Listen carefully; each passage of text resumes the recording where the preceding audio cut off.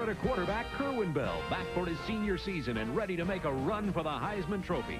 Probation has kept the Gators off TV for 2 years, but Bell's quest for college football's highest honor has continued with 47 career TD passes and miraculous comebacks over Auburn, Georgia, and Florida State. But the hungry Gators will have a tough time making a meal of Miami. Last year, the Hurricane Sack Pack, led by Daniel Stubbs, rang Kerwin's bell early and often in a 23-15 victory. Bolstered by 9 returning starters on defense, Miami will be looking for their 4th consecutive trip to a New Year's Bowl. The battle lines have been drawn, and revenge is sweet, so the Gators will be smoking.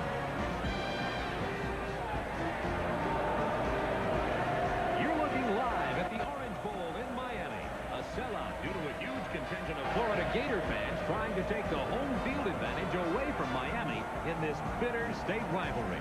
SEC 87 kicks off with the Battle by the Beach as Miami plays host to Florida. Hello, everybody. Along with Tim Foley, this is Bob Neal, back for our 6th year of college football television here on TBS. And, Tim, they said it wouldn't last. It's been almost 100 games now. We've been having a good time. When we last left the University of Florida, when they were last on television, was 1984. Florida had beaten Kentucky in Lexington. We were televising the game, and the Gators were apparently on their way to an SEC championship. Galen Hall was about to be named head coach. Kerwin Bell was a rookie. Now we pick him up again as they come off probation. Bell is after the Heisman. Galen, a highly respected coach. So it's been a while since we've seen Florida. Yeah, and they've got their TV makeup has had a 2-year rest. In the meantime, University of Miami has been on television 14 times in the last 2 years. They showcase Vinny Testaverde on his way to the Heisman. It's a big-time game at the Orange Bowl in Miami between Florida and the University of Miami. We'll be back here at the Orange Bowl, but right now, back to our studios in Atlanta and Craig Sager.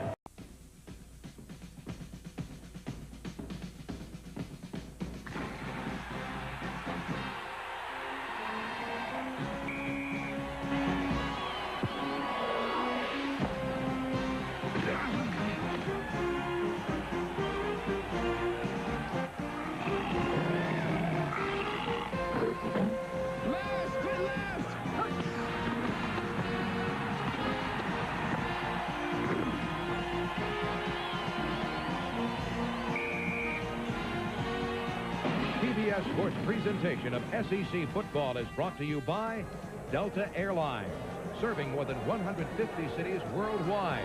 Delta gets you there with care. And by Valvoline High Performance Motor Oil. Valvoline, because motor oil is not just motor oil. And by Holiday Inn. If you're a winner, we're on your way.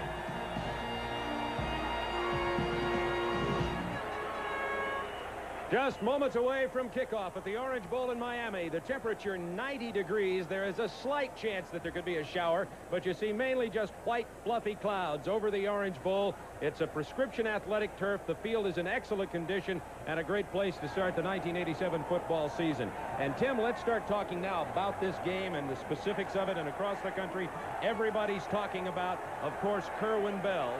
And Kerwin Bell is going to be after the Heisman Trophy this year. The team, the University of Florida, 6-5 last year. They've been hurt by probation and loss of recruits and scholarship, but they have a very good front line, and as I mentioned, Kerwin Bell. They're getting booed by about half the fans here in the Orange Bowl because they're mad about Florida dropping Miami after this game. Here come the Hurricanes. A perfect season last year till they lost to Penn State. And now Jimmy Johnson is back. He lost Vinny Testaverde, the Heisman Trophy winner, but Jimmy Johnson has a new young quarterback. So let's not talking about those two teams, and let's first of all deal with Kerwin Bell and his chase for the Heisman. Well, it's really unfortunate that people across the country haven't been able to see Kerwin over the last 2 years because he pulls out plays that seemingly are miraculous, and he's a quality young man that's got a legitimate chance at the Heisman.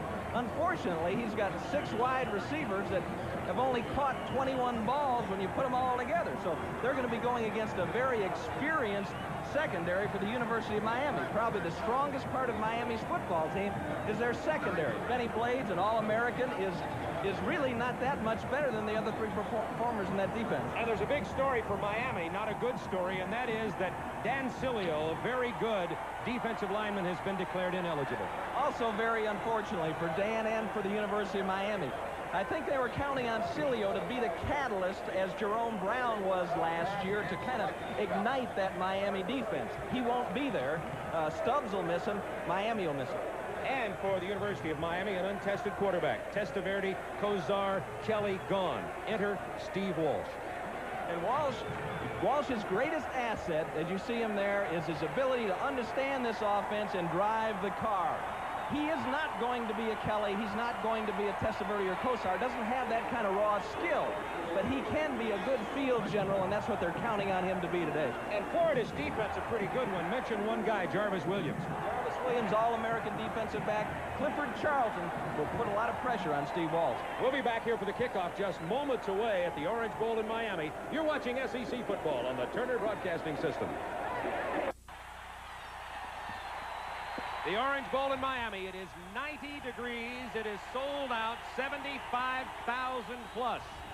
The University of Miami will receive. Florida getting set for the kickoff.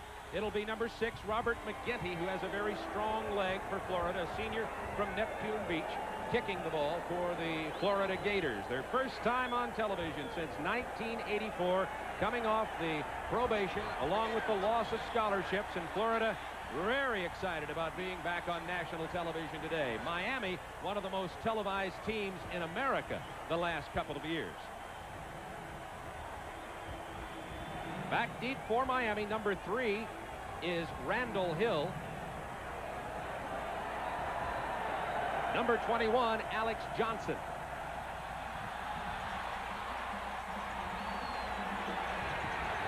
Johnson at his goal line.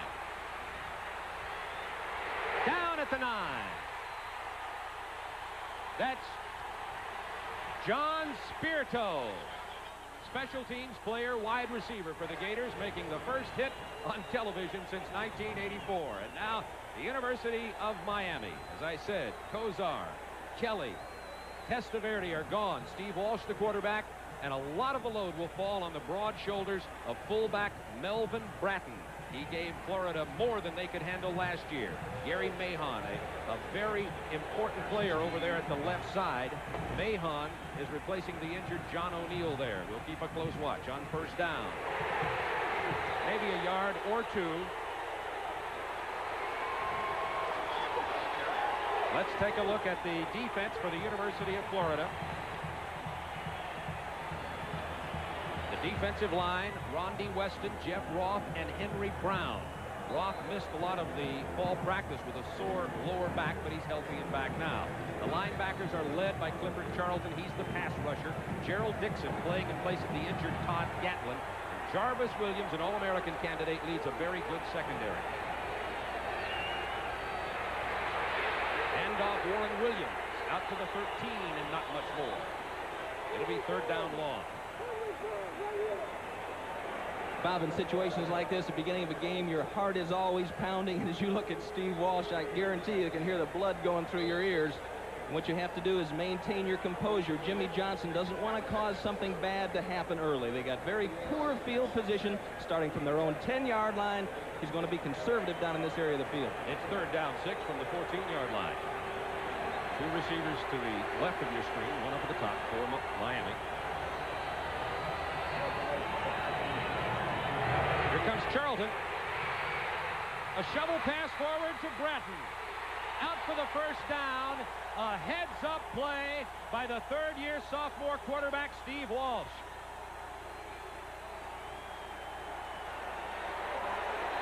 And how'd you like that one, folks? 2 deep zone, good coverage by Florida. Never really a chance to look as Roth had him wrapped up, and he dumps it off to Melvin Bratton. Let's watch Clifford Charlton coming from the left side of your screen, and Charlton is a guy that they're trying to get out to him with Scott Proven. Didn't quite get there. First pass. It is complete to the 27-yard line to Warren Williams. We'll call it the second pass because the first one, even though it was a shovel pass, was called a forward pass. And so now Steve Walsh is 2 for 2. It's got to help the young man's butterflies. No question about it. Early on, I'm sure Gary Stevens, who's really the doctor of pass here at Miami, he's the offensive coordinator, wants to get confidence level up in Steve Walsh. He felt well about it going into the game, but once you got a couple in the chest of a receiver, you feel much better. Second down, 3. Here's Brett.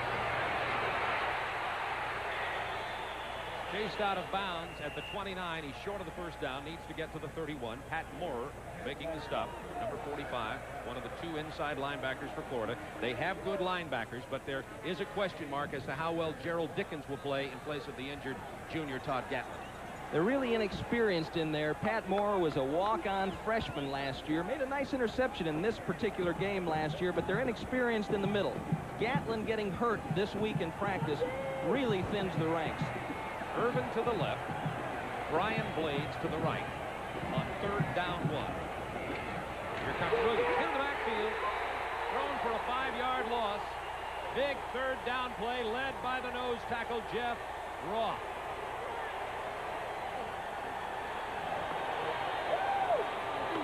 Walsh called this play at the line of scrimmage, running away from Clifford Charlton. Jason Lamberth does an excellent job of closing the play off, turning it in, making the stop.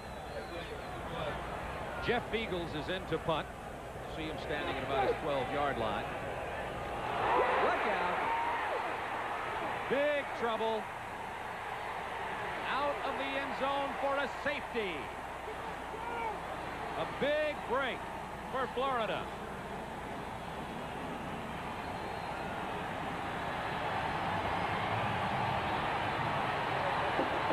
So many things are taken for granted, Bob, in the special teams. And here's the guy that you never talk about until something goes wrong. The man that snaps on the punt. He becomes famous after a play like that. So it is Florida with the 2-0 lead. You're watching SEC football on the Turner Broadcasting System.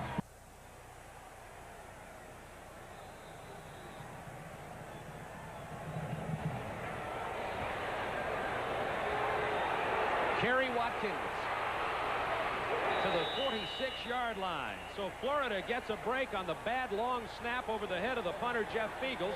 Leads 2-0 and now has the football in excellent field position for Kerwin Bell and the troops.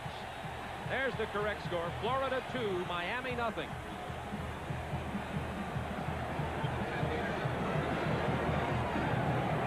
Kerwin Bell will have Wayne Williams and Anthony Williams and a host of running backs back there. As a matter of fact, Octavius Gould is starting, but you'll see several players. David Williams, the best offensive lineman for Florida. A lot of other question marks there on the first down. Bell.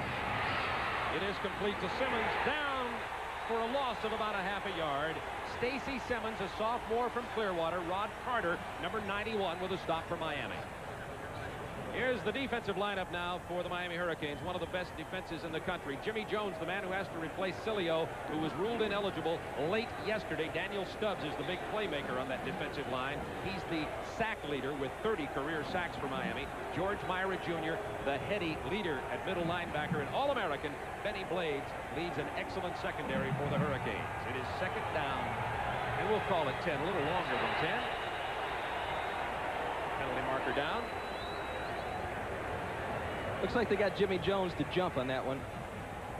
Jimmy, of course, is jumpy, you might say, as he hasn't known all week whether he's going to start, whether he's going to play, whether Cilio is going to play. It's been a tough call for him. Ball foul. Offside. Defense. Al Ford is an SEC official. This is a combination of officials from the Southeastern Conference and from the Southern Independent Collegiate Officials Association. Jimmy Johnson, of course, a defensive coordinator in a previous life at Oklahoma State and at Arkansas, or a head coach at Oklahoma State, but at Arkansas and Pittsburgh. Bell goes down. It is Florida's ball. Problems with the exchange there with center Tracy Daniels. There's the Florida mascot with an interesting sign. I guess we're ranked 3rd and 4th in his mind, but that's all right. We'll take a top 5 ranking from the Gator mascot. Kerwin Bell. Great year, 1986. 3rd down 5.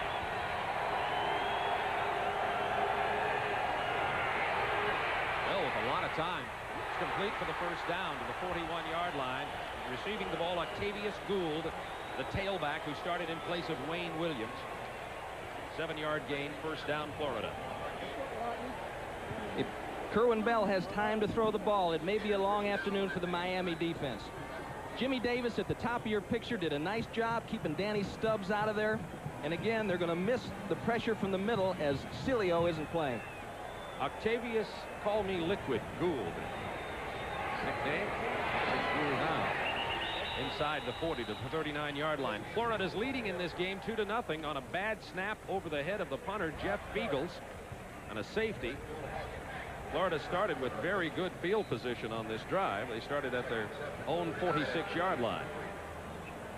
Galen's got the headsets on. Offensive coordinator at Oklahoma, was a coach at Oklahoma for 18 years. Second down, 7. Hit in the backfield, number 31, Gould. Dropped back here at the 45-yard line. It was Jimmy Jones, 63 with the penetration. Loss of 5. From watching University of Miami film, they're going to be a real hard team to draw, because usually they've got some games going on the inside. They may be a little simpler, though, today with Cilio not in there, counting more on the straight-ahead rush. Jimmy Jones from Okeechobee, Florida. He had to miss a day of practice this week, had an illness in the family, and had to go home. Didn't know if he was going to play or whether Cilio was going to play. And we've got a timeout, Florida. Kerwin Bell going over to the sideline. It will be third down 12 for Florida, leading 2-0, 8:50 to go. Quarter number 1 from the Orange Bowl in Miami, Florida.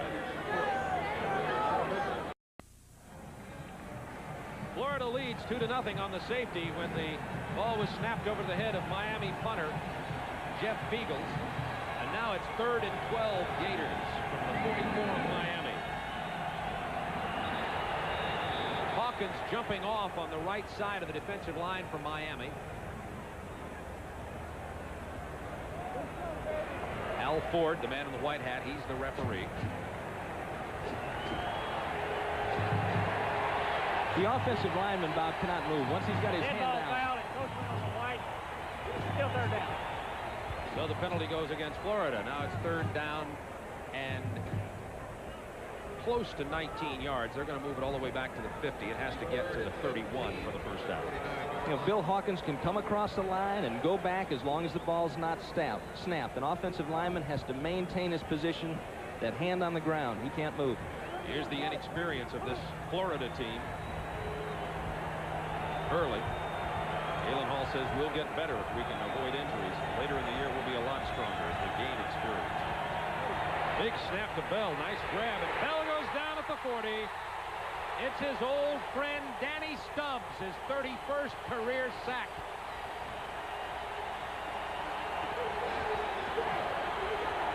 Now you're going to see one of the premier defensive linemen in the country operate here, working against Jimmy Davis for Florida. Gets his hands on him early, around him, and that's it. The ability to turn it back inside that quickly is what makes Stubbs so great. He gets some sacks on a flush, pressure coming from up the middle, but that one was all on his own. Jamie McAndrew with the punt. Cleveland Gary, a transfer from Georgia, with the reception. Down to the 23-yard line. That's his first play as a Miami Hurricane. He was hit by number 30, Steve Loden. 44-yard punt, 10-yard return. You're watching SEC football on the Turner Broadcasting System. Tim, we've got two of the nice guy coaches in this game, and both of them have special interest with academics. There's no question about it. The University of Miami has really improved their standing in that particular area. It's first down 10. The Hurricanes trailing 2-0. Handoff to the fullback, Warren Williams. Not much going out across the 25 to the 26. Gerald Dickens, number 40, on the stop for the Gator defensive unit. As a matter of fact, in talking to Jimmy Johnson, he takes great pride in the fact that last year they graduated 72% of their seniors, which is exceptional in today's high-pressure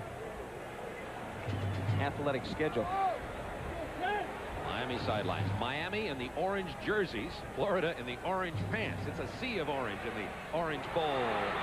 It went right off the arms of Charles Henry, and it was popped up there for anybody's catch, but none of the Florida defenders could get to it. And Steve Walsh throws the incompletion. The young third-year sophomore. He redshirted. St. Paul, Minnesota. The last time that Steve Walsh started a game, Tim, was 1984 in a high school playoff game in Minneapolis. But I'm sure they've been trying to create as much pressure as possible in practice to get him used to the game situations. 3rd down 8 from the 26. Here comes the pass rush. There's Charlton in the face. It's complete to Bratton. Close to the first down. It'll depend on the spot. Right near the 34. Tripped up by number 4, Kerry Watkins. Finished off by Oliver. Charlton was right in the face of Walsh. Hand down and coming in a 3rd down passing situation. Just trying to drive him deep as Gary Mahan, drive him around the quarterback, of course screen on all the way, and this is how they're helping Walsh. They're letting him make the easy throw and then leaving it up to these skilled Miami backs to get the yardage. 1st and 10 passing, dump it in the flat, turn that back loose out in the open. As you can see, they spot the ball about 6 inches shy of the first down, and the punting situation again. And Willis Pegues is number 58, is the long snapper. Let's see if Willis is back in there this time. He snapped it over the head of punter Jeff Beagles on the first one, in and out of the end zone for a safety. And Pegues is back in there. He's the long snapper, and boy, you talk about pressure. Good snap this time. Beagles, the senior, has it almost blocked. It may have been touched. It's going to go out of bounds, gets a good Miami bounce at the 38-yard line. So the punting game a problem early on for Jimmy Johnson's Hurricanes. The snap over the head for the safety, and this time possibly a partial block as the ball is shanked off to the right side. It's difficult enough for a punter to maintain his concentration. As you look at the coaching staff from the Oklahoma University football team in 1970 to 72. Chuck Fairbanks, the head coach there. Galen Hall, offensive coach. Jimmy Johnson, Barry Switch, and Larry Lacewell, head coach at Arkansas State. Good group of guys. Jim Dickey, who's now the secondary coach with Florida. 1st down 10, Florida from their own 33. Out to the 42-yard line goes Wayne Williams, the tailback. And you're going to see a lot. Check that. It's 36. Anthony Williams. You're going to see a lot of backs for Florida. You're going to see 23 Wayne Williams, 36 Anthony, 39 Cedric Smith, 42 James Massey, 31 Octavius Gould, and eventually you're going to see a star, possibly a Borning, and that is the most highly recruited running back in the nation last year, Emmitt Smith. Borning. I like that. Look that up. See if that's a real word. It must be. Not much. Wayne Williams stopped at about the 40. Randy Shannon, number 22, and you're looking at the Hurricane defensive unit, and by the time this season's over, Tim, this could be the best defensive unit in America. It's certainly one of the top 5. They've really got high expectations for this defense, and if there was one word that would define it, it's attacking, penetrating. From the moment the ball snaps, they're not going to be hitting and reading. They're going to be penetrating upfield, getting a gap, down linemen, trying to be double-teamed to free up the linebackers. So far, both defenses dominating this game. 5:46 to go first quarter. Florida leading 2-0 on a safety on the 3rd down bell. Some pressure. Complete to Cedric Smith. Good job of running after the catch. And it's a 1st down, and it's Anthony Williams with the reception, number 36. 15-yard gain. Derwin Jones, 86, applied the pressure, Tim. The last time the U of M was in a 3rd down situation, they came with the screen. Florida was doing the same thing. It was well covered by the Hurricanes, and Bell made it happen on his own. Anthony Williams, the 2nd leading receiver on the team last year, did a good job of finding an open spot. Now Cedric Smith is in. Octavius Gould is in. Cedric Smith, 39. Gould, 31. The backfield for the Gators on 1st down 10. It's given to 39. Cedric Smith running hard, close to a 1st down. Stopped at the 35. Florida may not have what Galen Hall would call a star in his backfield, but he's certainly got several very good runners in the backfield. He's got some workhorses, and really that's the only place that this team is deep. Galen, of course, is used to John L. Williams, Neil Anderson, Billy Sims at Oklahoma, Elvis Peacock, so he's been spoiled in that way, but he's got good depth at running back, although no one has really emerged as a super producer. 2nd down 1 from the 35. Handoff to the front man. It's Cedric Smith to the 27-yard line. Rod Carter with the tackle.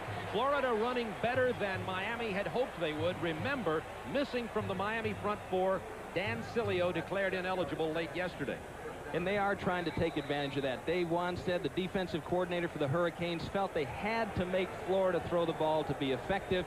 Galen now very happy with the way the offensive line is moving and the backs are running for the Gators. Big questions on how that offensive line would play, with the exception of perhaps left tackle David Williams. They've played well thus far today, particularly once they shook the Butterflies. Bell for the audible, 1st and 10. Nice hole. Gould comes up near the 25-yard line, tackled by number 32 Selwyn Brown. There's Octavius Gould. He's a sophomore from Browns Mill, New Jersey.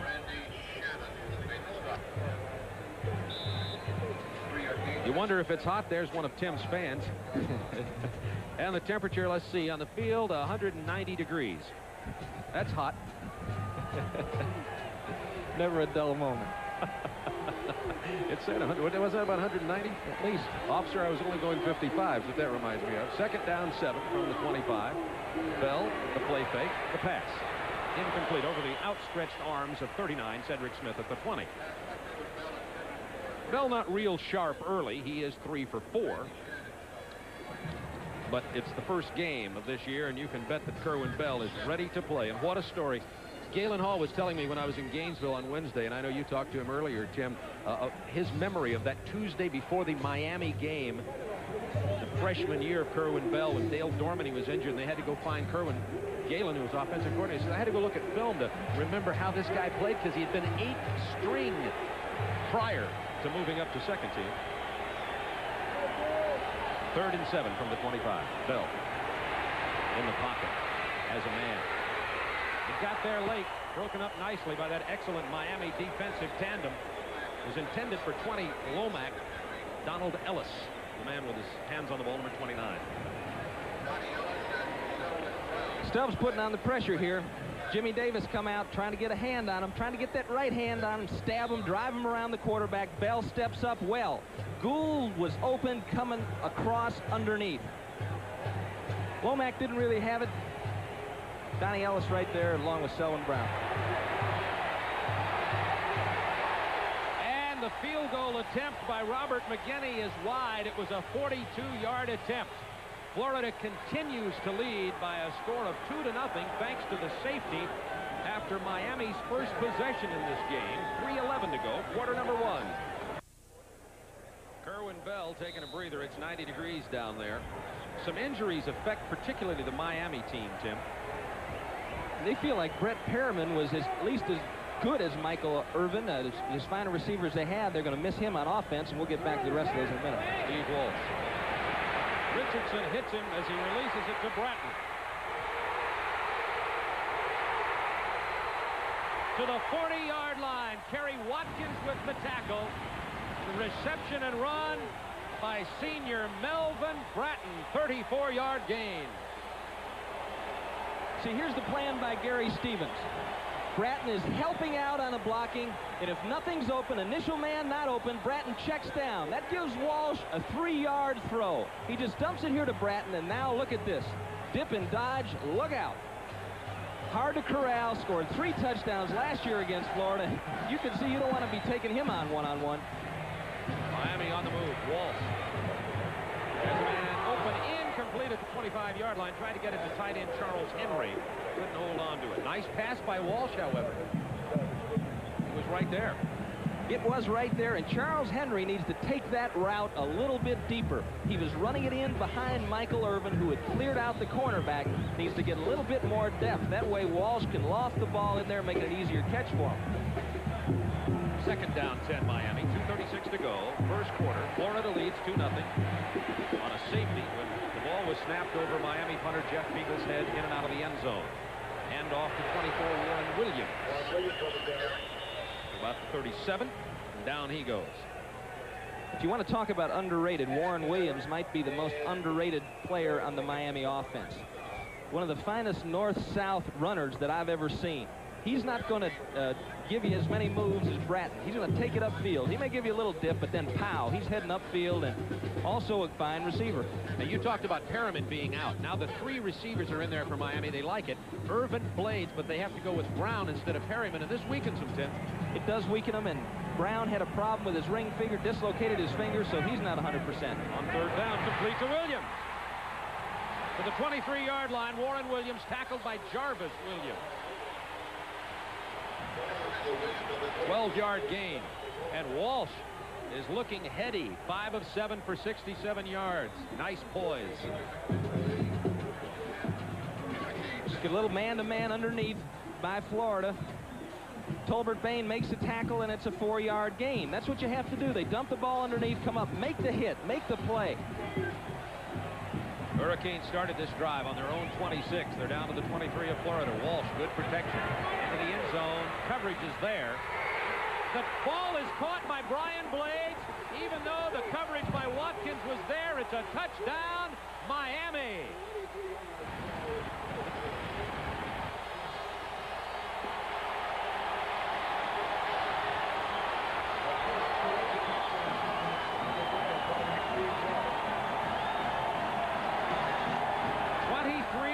Reception for Brian Blades, the senior, and yes, he's the brother of the All-American safety Benny Blades. Great coverage by Watkins. Nice toss and everything, but you've got to credit Brian Blades with coming up with the big reception.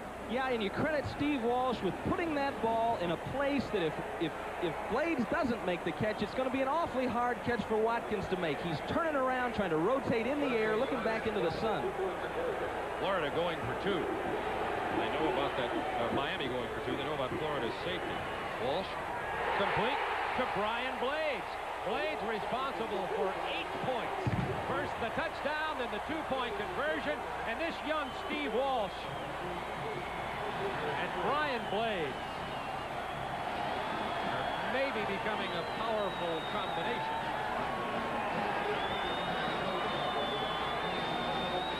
Florida throwing, Miami throwing the football. Well-coached group. Watch Brian Blades sliding up, going up for the ball. Watkins in good shape. Blades just hangs with it and makes the catch on the rebound. Just excellent concentration on the ball, and that just comes from working. That 20-yard line in situation, throw it down there in the corner. Receiver leaping for the ball. Yahoo, Dad. Well, you've just got to feel good for Steve Walsh particularly. And that's the first touchdown pass that the Florida defense has given up in 27 quarters of football. Watch the 2-point conversion here. They learn a little pick. Blades just biding his time. If it was, they were counting on a man-to-man coverage down in there, and Blades was going to try to screen off his man as he came through the traffic. Actually, it was a zone that looks like they got a little confused, and that set, and Blades came open. That's Walsh talking to Testaverde, Kosar, and Kelly, getting some more tips here. Maybe it's the uniform. Walsh looking great. Kerry Watkins at his 5 for Florida. Big opening. He falls down and goes down just outside the 35. They may even say his knee touched back earlier than that. They're going to spot the ball inside the 35-yard line. Kerry Watkins hits the ground, and Florida trails now 8-2 with 1:25 to go in the first quarter. Florida gets the safety on the bad Miami snap, but Walsh throws the 23-yard touchdown pass and then the 2-point conversion to Brian, the brother of Benny Blades. We'll start soon saying Benny's the brother of Brian.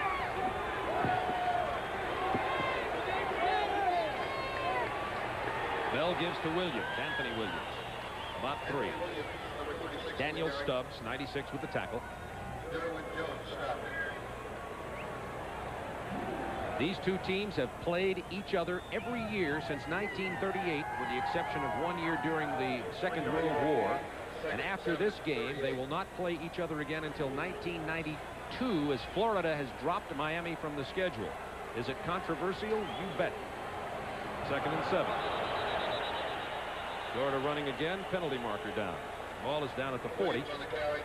David Williams may have been a guilty party there, number 73, the left tackle for Florida. Yeah, anticipated the snap count a little bit. Gary Stevens, the quarterback coach here at Miami, offensive coordinator, the man that's... Ball foul, false start against the offense. to work with Kosar and Testaverde has got to really be happy about what he's seen from Steve Walsh so far today. He said the hardest thing to teach a new quarterback is to be patient, is to take the dump. You know, sometimes a young kid will think it's not manly to throw the ball just 4 yards. You know, we need to get it down there like Vinny used to do. And Steve Walsh just doesn't have that kind of an arm. So you have to play within your limitations and do what you do best. And obviously, Gary's excited about what's happened so far. It'll be 2nd down, 12 for Florida following the penalty. 41 seconds remaining in the first half. Making sure they get the first down marker set right on the far sideline. And Steve Walsh has come in here in the shadow of Kerwin Bell's campaign for the Heisman in 1987. Has stolen the spotlight for the moment. Walsh 6 of 8 for 90 yards and 1 TD.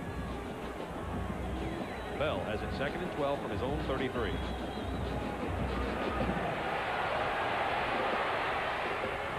Incomplete. It would have been a first down reception, but it was past the outstretched fingertips of Walter Odom. He's a good one and a big one. The senior 6'4". He's been out a year and a half due first to a disciplinary suspension and then academic reasons. And Odom is back, and he started this game at tight end. It's awfully tough for an experienced quarterback to tone down to the adjustments that a new wide receiver might make. That time, Odom wasn't open, worked his way up into a seam, and that's the kind of thing that Kerwin's used to. A new wide receiver will run a route. If he's not open, more often than not, he'll just back down. 3rd and 12. Bell has his man open. Incomplete, in and out of the arms of number 21, Darrell Woolard. There's the inexperienced receiver. Excellent pass by Bell. Woolard was wide open, simply dropped the ball. Florida right here is running what could be Miami's favorite pattern. Watch this as you start to get depth. The cornerback is being cleared out, Donnie Ellis, and then Woolard comes into that open area deep there, and coming over to trying to give help is Ellis, but just couldn't get there in time. Bell laid it in perfectly. There was a penalty on that play against Florida for holding. Miami declines it due to the incompletion on the 3rd down. It'll be 4th and 12 from the 33, and Jamie McAndrew comes in to punt. Cleveland Gary, 43, goes back inside his 30-yard line. 25 to take it to Miami. Andrew. Comes Gary to the 33. And Miami leads in this game 8-2, 3 seconds remaining in the first quarter. It was Mark Murray, number 54, the linebacker, special teams player with a stop for Florida. 41-yard punt, 4-yard return. So there'll be an opportunity for Miami to get off a play here. Let's see if they're going to. They may not. They elect to. The clock hasn't started yet, of course, from the exchange. 1st and 10 from the 34.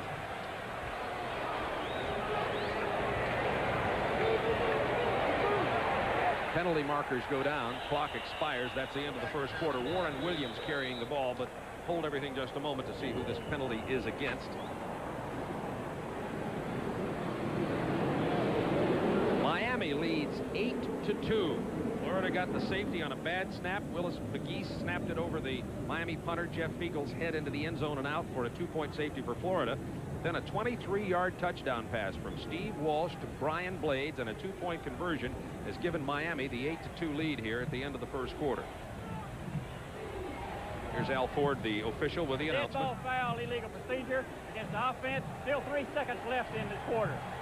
It was dead ball. The clock never stopped. Thus, they do get another opportunity. So the mistake by Miami gives them an opportunity to run the ball again. The right side of the line moving a little bit early. Neither one of these teams actually used to the snap cadence of the quarterback yet. Both teams caught anticipating the snap count. Resetting the clock here. They'll probably hold it till they get it down to 3 seconds. There.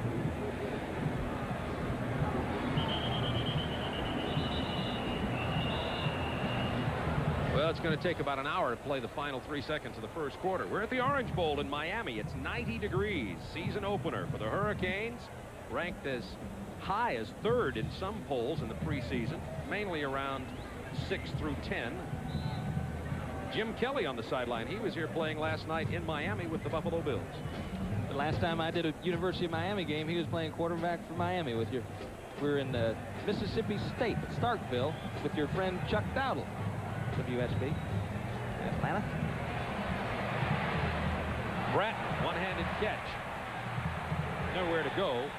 That, I promise you, will be the final play of the first quarter with Miami leading 8-2. You're watching SEC football on the Turner Broadcasting System.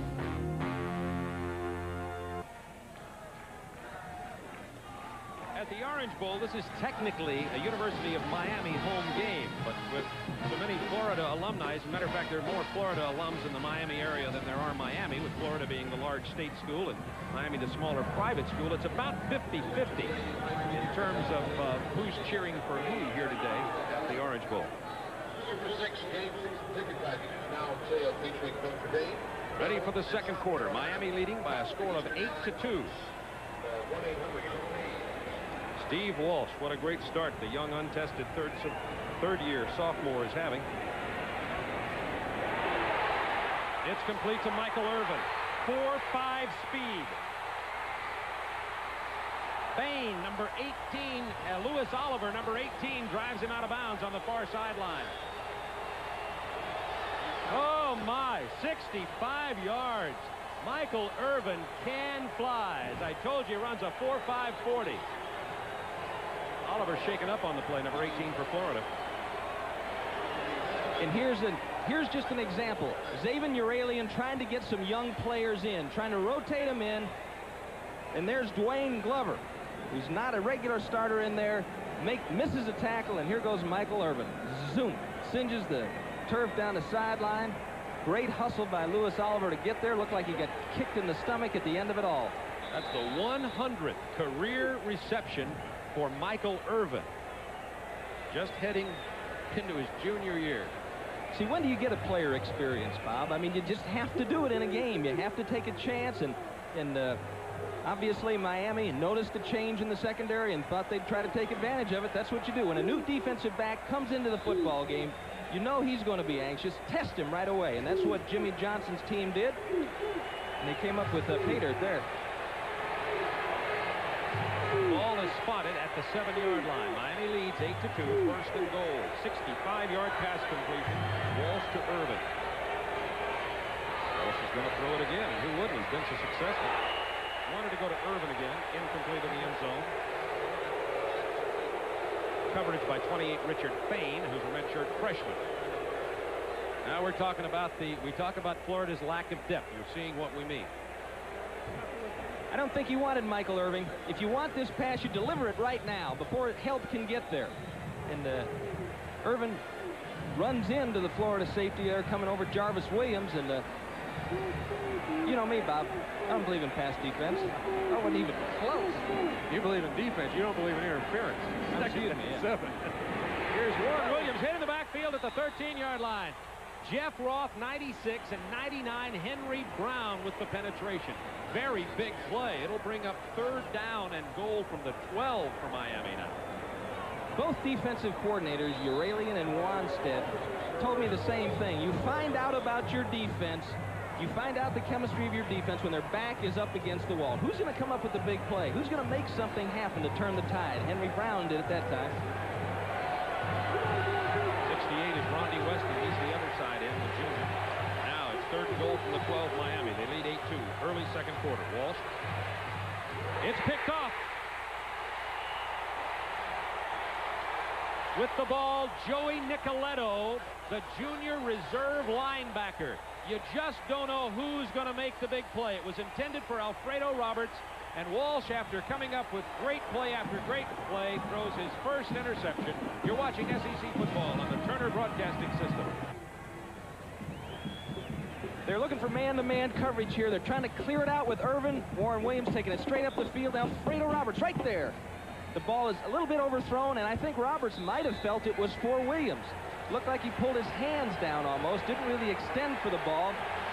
Not a bad throw. Good choice by Steve Walsh. First down 10, Gators. Inside their 5. They just run it. Penalty marker is down. Anthony Williams carrying George Myra, the middle linebacker, with a stop. Nicoletto got that interception for Florida, the very big play. He's number 49. And Nicoletto is a backup, but he's a very smart one. All SEC academic player last year. Clemson way out in front of Western Carolina. Penn State, of course, Miami fans will be interested in that game. Penn State last year, the 14-10 winners in the big bowl game. Georgia trailing Virginia at home in the second quarter. North Carolina leading Illinois. Jeff George is at Illinois. He was planning to come to Miami. There's a story there about that young quarterback, and Miami's young freshman will tell as we go along here. Florida having to remain very conservative inside their 10. Anthony Williams is hit and tackled by Jimmy Jones at about the 9.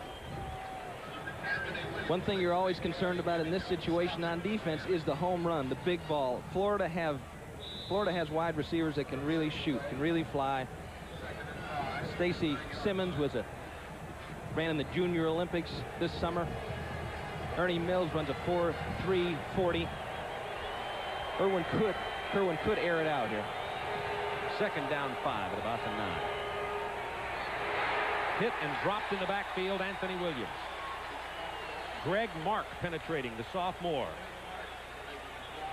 Defensive right end backs up Bill Hawkins. Greg Mark, one of these utility players who can move anywhere along that line. This Miami defense is tough to run against, particularly tough when they've got you pinned up inside the 10, and that's exactly the situation with Florida. Now 3rd and 5 for the Gators. Miami leading 8-2 in the ball game. 12:28 to go, second quarter.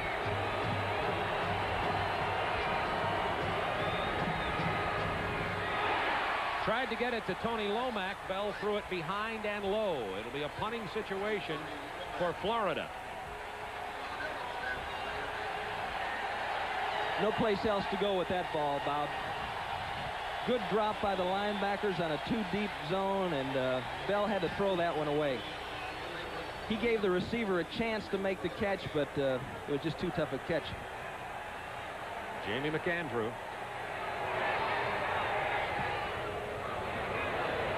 Line drive punt. Cleveland Gary has some room to run, but the great coverage is there. Florida pursues very well, and Gary goes down right about the 45-yard line. Tripped up by 29 Owen Bartrup.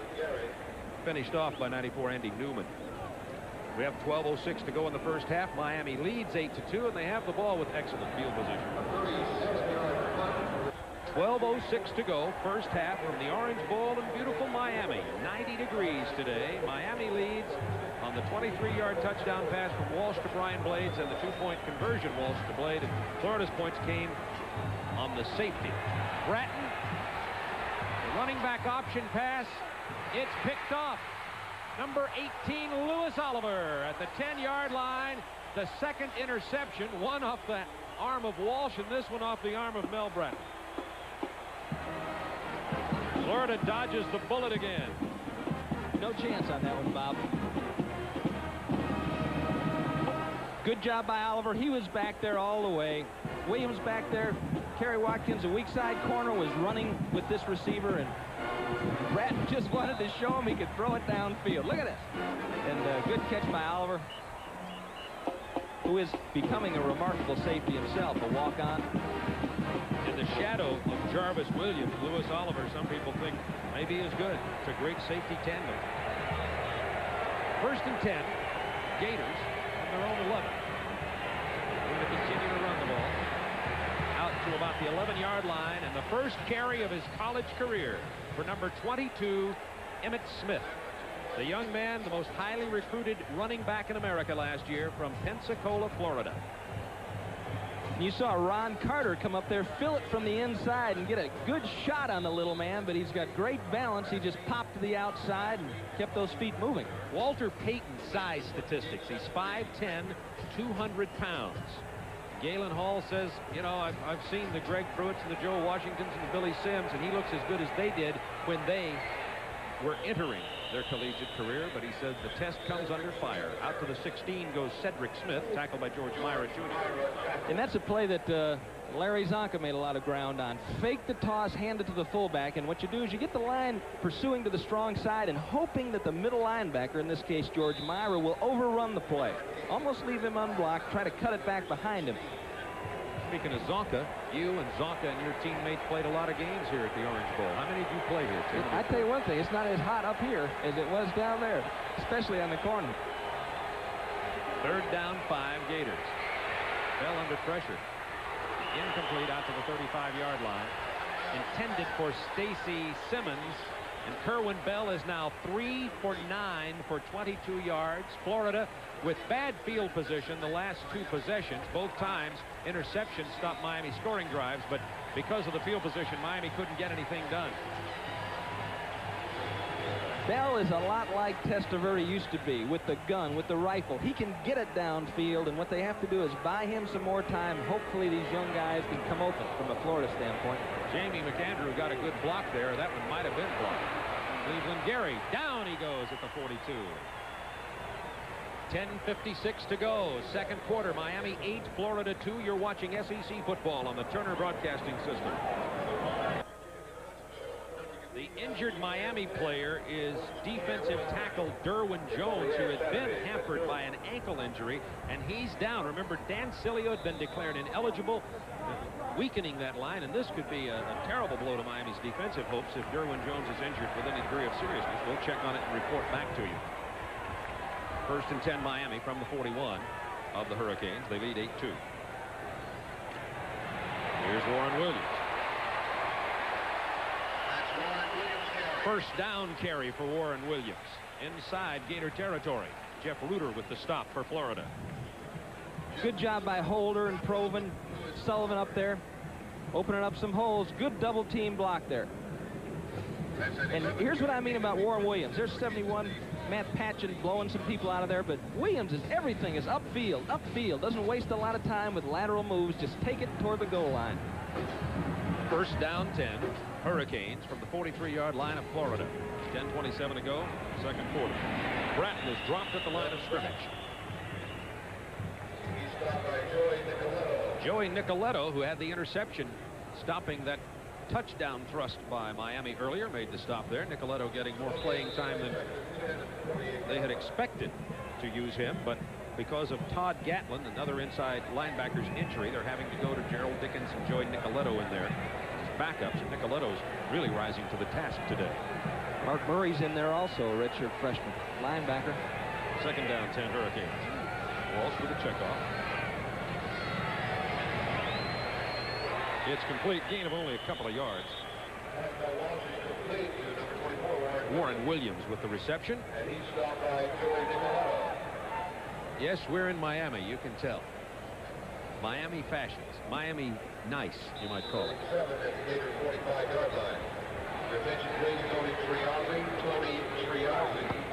An impact of having so many new players playing for you on defense is the fact that you really have to simplify. You really have to draw back. You really have to get down to basics, and that keeps you from doing some of the technical things that might be more effective against a potent offense like Miami. 3rd and 7. Irvin. Good enough for the 1st down. Jarvis Williams with the tackle. Michael Irvin, number 47, who caught the long gainer earlier. Give him a little fake move off the top, Mike. He's running a little delay, break the concentration of the defensive back. Williams closes on it, and that's all you can do in that situation when a receiver comes that flat across the field. It's 1st down Miami. They lead 8-2, 8:51 to go, 2nd quarter. We mentioned Jarvis Williams. He's certainly an All-American candidate, the senior from Palatka, Florida. He has been hampered during the preparations for this game with a sore hamstring. We don't know whether or how much it slowed him down. Here comes Melvin Bratton. Look at the Florida coverage. Bratton stopped for no gain. Jarvis Williams makes the tackle. Penalty marker down in the backfield of Miami.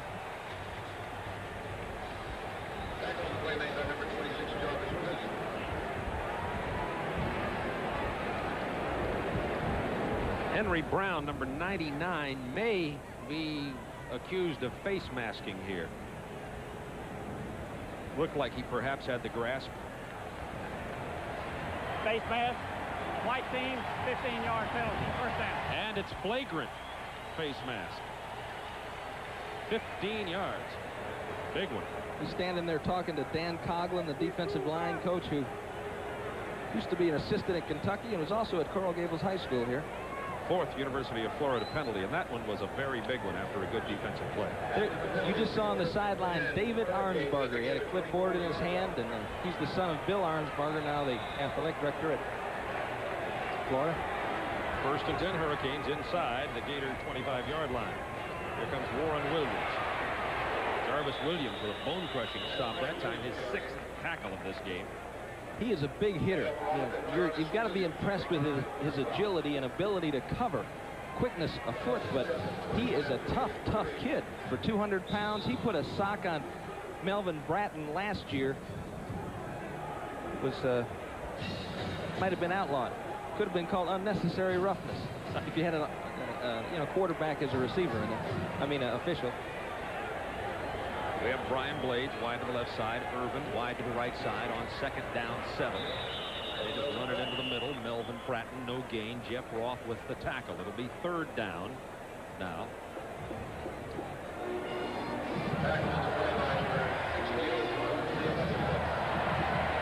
We're going to come back and show you that face mask. Henry Brown. Good pursuit by the Florida defense. Look, they're all right there, and let's see if we can see it. Oh, Henry Brown grabs a lineman. Got a hold of Matt Patchen there. After the tackle had been made, I'm sure Henry liked to have that one back. 3rd down 5, Miami. Walsh, he's getting such good protection today. Almost picked off. Coming after the ball was the linebacker, 40, Gerald Dickens. Couldn't hold on to it. And we're going to get a field goal try by the University of Miami. Coming in to attempt the field goal will be Greg Cox, number 25. Walsh is just now getting his breath back, knowing that he dodged a bullet. That was a weak back, what they call a weak back short option. In other words, the weak back turns it up, gets 1st down yardage, and then takes it inside or outside, depending on the defense. Did a nice job of coverage there. You saw Cox's statistics, 4 of 7 field goals last year. And he's 1 out of 1 in 1987. And now Miami takes an 11-2 lead with 7 minutes 2 seconds remaining in the 1st half. Well, it's an ill wind that blows the hurricane warning flags if you're a Gator fan. Hurricanes leading 11-2, 7:02 to go, 2nd quarter. Edgar Benes kicking off, number 1. Kerry Watkins in his own end zone. Watkins to the 19-yard line, and down he goes. He was hit by 31, Freddie Highsmith. Miami leading 11-2 with 6:56 to go in this 2nd quarter, and Florida has not had good field position for about 3 years. Now they're at their 19-yard line. And that's affected Bell's statistics, Tim. He's 3 of 9 for only 22 yards, but he's been in real tough passing situations down here inside his 20. Yeah, and they haven't really been able to turn it loose, I don't think. Mike Heimerdinger is the offensive coordinator, and you don't want to get too reckless down in this area. Don't do something to beat you at this point in the game. Florida started their last 3 drives at their own 4, 11, and now 19. Bell has man open this time. It is complete to 36, Anthony Williams, out close to the 1st down. Randy Shannon covering, number 22 for the Hurricanes. I'm not sure if Kerwin was going to throw this one or not, or if this was a pump all the way. You take a look at it. Whoop! Not there, because Don Ellis was right in the face of the wide receiver, comes back and finds Anthony Williams on the sideline. Anthony Williams has 2 catches now for 26 yards. It is enough for the 1st down. From Stubbs, Bell gets it away anyway, complete to Anthony Williams. Another 1st down to the 43-yard line. Williams breaking the tackle. Kerwin Bell back there talking to the official. He wanted a roughing the passer call.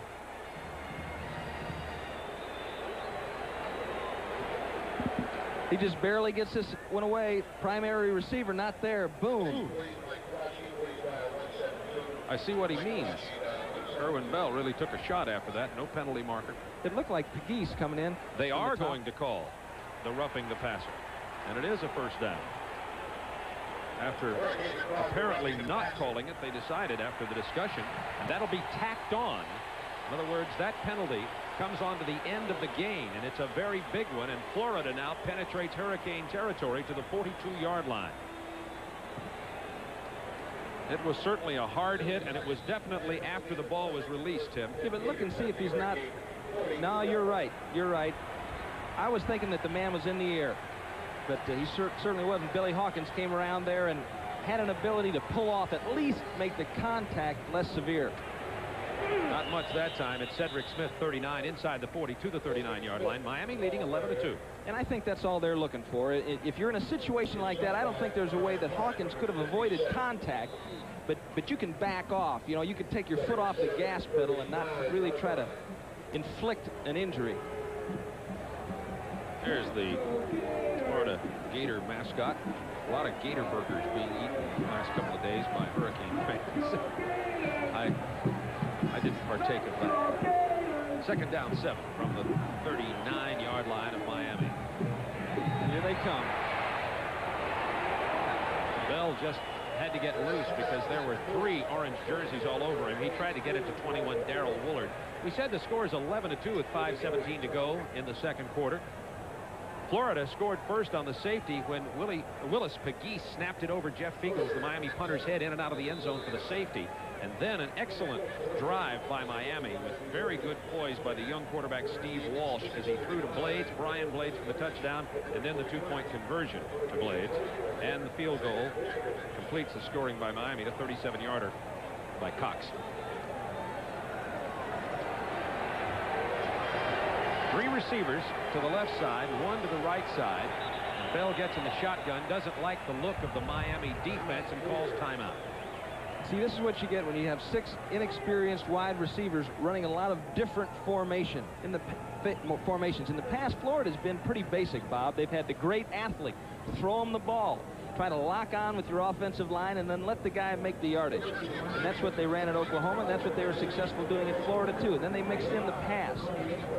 But right now, Florida is struggling to, I think, gain its composure, trying to seek an identity here for this offense. I hope you'll stay with us at halftime. We have a lot of interesting information for you. We go back to our studios. Craig Sager. Also have scores of other games being played around on the first real weekend of college football, 1987. Our big gainer of the week and a preview of our September telecast schedule on TBS. We have a beautiful opening 4-game schedule, and we'll be telling you what that is at halftime. That's where we'll be next week, Tim. Get a good view on this as you lock in, as you fly in your airplane. Scott Field, Starkville, Mississippi. That's your landing area there. As the Tennessee Volunteers, who are playing Colorado State today, will play the Mississippi State Bulldogs. Superstation viewers can catch pregame coverage with College Football Grandstand at 12:15 next week. There's the time remaining in the second quarter. Miami leading 11-2. It'll be 3rd down 7 from the 39-yard line. Florida Gators. 4 wide receivers in the game. Bell in the shotgun.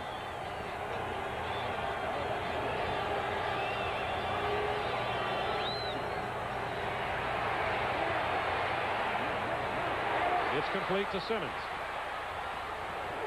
To the 30-yard line, 1st down, Florida. Penalty marker down at the point of the tackle over on the far sideline. Although McDowell was the man who made the tackle. There's the flag. A big roughing the passer added to a 1st down pass completion. And now let's see what happens here.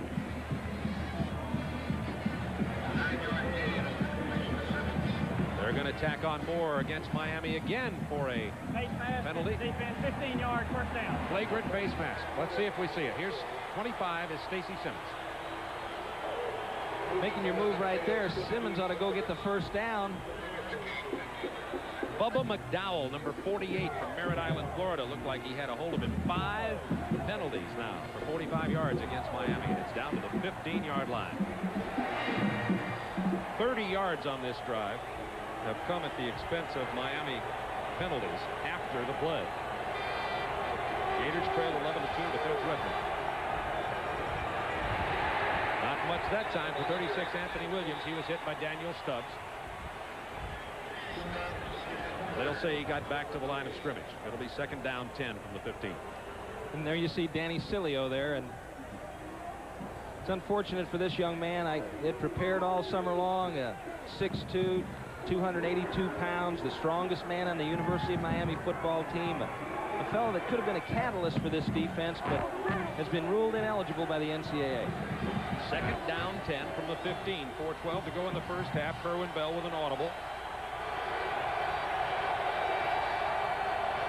Fumbled on the snap. Fallen on by Miami. Hurricanes ball. George Myra Jr. fell on it. That's Florida's first turnover of this ball game. There have been 2 Hurricane turnovers. Looked like Myra was faking the blitz in there.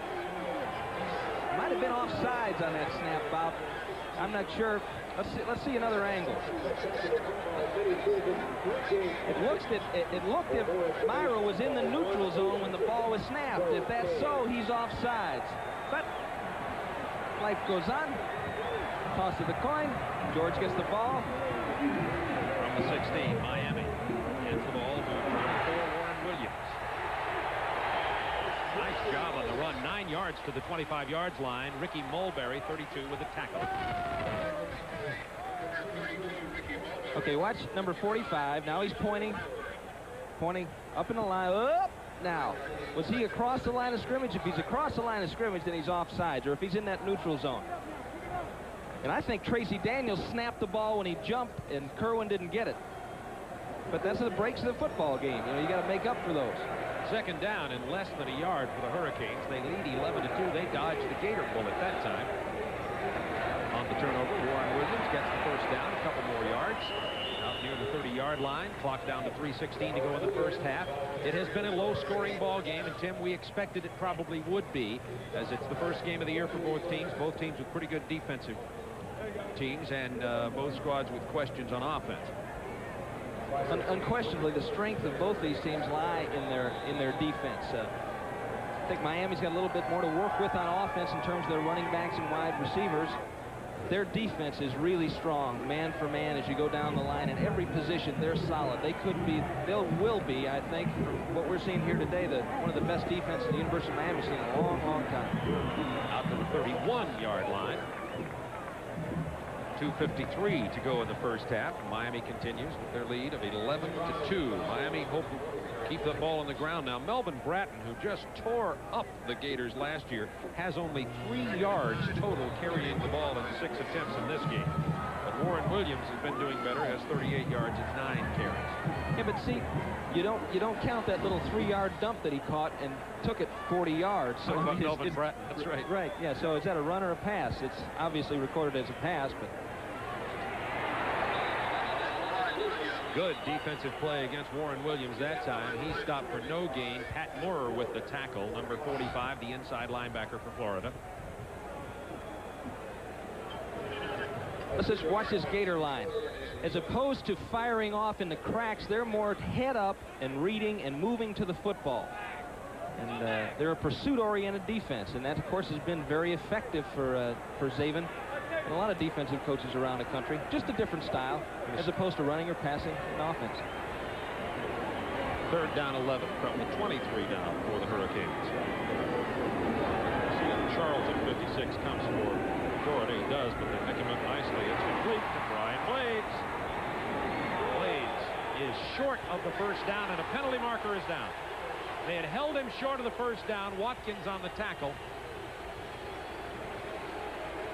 You think there's some bad blood between Florida and Miami? You've been seeing it on the field today.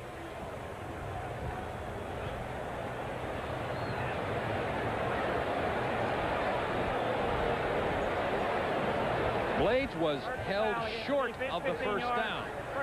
But then the personal foul, and now the first down. This is the, excuse me, Bob, this is a throw they're really not excited about Steve Walsh making. You saw it took the ball a while to get there. You know, he took us. It didn't look like he was going for his head. If that forearm's going for the head, that's one thing. But it looked like he was trying to wrap him up to me. Jarvis Williams called for that even though he missed. Of course, the Miami fans would be saying, "Look, Foley's the Gators." I'm not for the Gators. You're for defensive backs, right. Whatever jersey they're in. Here's Warren Williams with the reception. It's loose. Who's got it? It may have been fallen on by Brian Blades. We'll wait for the call. Florida football. The third Hurricane turnover with 1 minute and 4 seconds to go in the second quarter. You're watching SEC football on the Turner Broadcasting System. The third Hurricane turnover here. Walsh dumps the ball to Williams, Warren Williams, and we've talked about his intensity running upfield. And sometimes when you do that, you lose your concentration on hanging on to the football. Moore tore it out, and Lewis Oliver. Looks like Lewis Oliver came in there and took it away from Brian Blades. That's an interesting statistic there. Total offense in this ball game so far. 1:04 to go in the first half. 1st and 10 Florida, trailing Miami 11-2. Florida had a 66-yard drive going previously and lost it on the fumble. Bell goes long as his man. Stacy Simmons, incomplete. They say he stepped out of bounds. Tony Lomax. It's Lomax, and it does not count as a reception. The officials say he was out of bounds. It'll come back. Inexperience strikes again, Bob. An experienced receiver will feel that sideline. Lomax got a lot of room. Now shorten it up. Trying to get it down, but you notice he caught the ball right into his body as opposed to breaking down early, catching the ball in his hands, but that'll come with time. I like the look of this young man, Tony Lomax. He's only 5'8", sophomore from Tallahassee. Got real quick feet, good acceleration on the break. He'll be a good one in time. Former running back. It'll be 2nd down 10 from the 34. Florida, 57 seconds to go in the half. Here comes Stubbs. And they're going to penalize Kerwin Bell for trying to throw the ball and intentionally ground it. Stubbs was the first man back there. He didn't get Bell, but he certainly set it up for 86 Derwin Jones, who, by the way, had been taken out of the game earlier and had been shaken up, but Jones is now back in there. Stubbs is a man who was a key on this play, though. The pressure comes up the gut there as Stubbs, well, no, Stubbs is first, works around Williams, and then the ball might have been down right there. If the ball touches the ground, the ball is down. And Kerwin just tries to unload it. Down, a 3rd down, we'll wind the clock on the ring. Well, Kerwin's having himself a nightmare here today. Look at all those penalties. Kerwin 6 out of 14 for 55 yards, and now under that pressure, he's penalized for intentionally grounding. It will be 3rd and 22. Williams has been holding up well as Galen studies the grass. Williams has been holding up well against Stubbs. They've been having a good matchup there. 3rd and 22.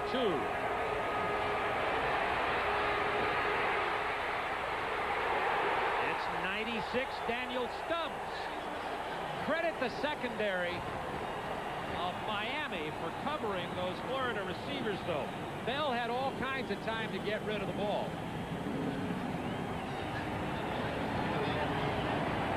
This time there's just nobody home. An excellent job of coverage by Dave Campo's defensive backs at the University of Miami. Hawkins misses him, but he is not to escape too far. And now 32 career sacks for Daniel Stubbs. He has 2 in this game so far today. 21 seconds to go in the half. Miami continues to lead 11-2.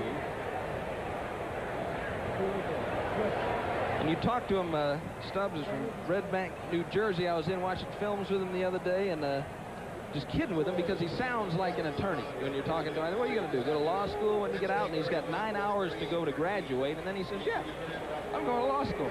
He'd probably be his own agent. He ain't going to have a problem. That's the one way to solve the collegiate agent for the players issue. That's right. But if you want everybody's mind. If you want the big money, Danny, you got to paint something on the side of your head. You're just too straight for the big money. Yeah, he's got to get more into your favorite guy, Bosworth's mold, would you say? Yeah, right. You're not for that, are you? No, nah. Stubbs is a great guy. Boz had a tough time in the exhibition game. Seattle played last night. He was welcomed into the NFL. 21 seconds to go in the first half. Miami's coming after the punt. Jimmy McAndrews gets it away. Not a very good one. Cleveland Gary. Excellent Florida coverage on the punt so far today. They've been right down there every time. A 39-yard punt. A loss of 1 on the return. Andy Newman is the man who made the stop. And one of the Florida players is down. That's Bartrip. Owen Bartrip. He's a critical and a very important special teams player and a very important linebacker for the Florida Gators, even though he's not a starter. 12 seconds to go in the half. 40-yard punt. Beautiful day in Miami, Florida. TBS season opener with the Gators and the Hurricanes. And Jimmy Johnson said he had a great recruiting class last year. Craig Erickson is perhaps the quarterback of the future for the Miami Hurricanes. Leonard Conley's a running back. Matt Britton, an excellent linebacker. Eric Miller, Leon Searcy. They're just some of the great freshmen.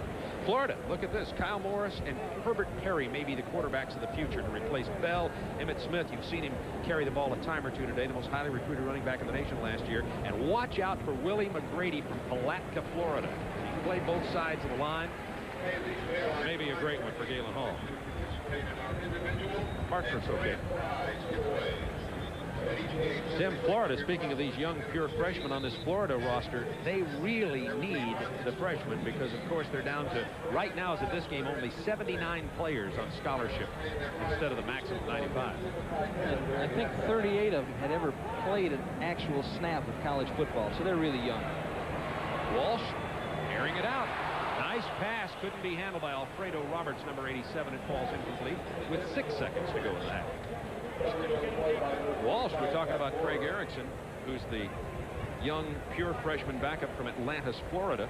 Walsh is the third-year sophomore, and you know, Walsh must be hearing footsteps. Everybody's talking about young Craig Erickson. And you talk about pressure. Of course, you've got pressure replacing Vinny Testaverde, but I think it's a much more dramatic pressure to be watching every day that freshman that's backing you up, throwing those ropes out there, knowing that you can't do that, knowing that your advantage is an intellectual advantage and a field generalship advantage. Second down, 10. Walsh, he's going to take it long. Nobody's home. Throws it out of bounds, and the time expires, ending the first half of play. In the final meeting until 1992 of the Miami Hurricanes and the Florida Gators, they have 2 quarters left. Hurricanes 11, Florida 2. Miami leading 11-2 at halftime.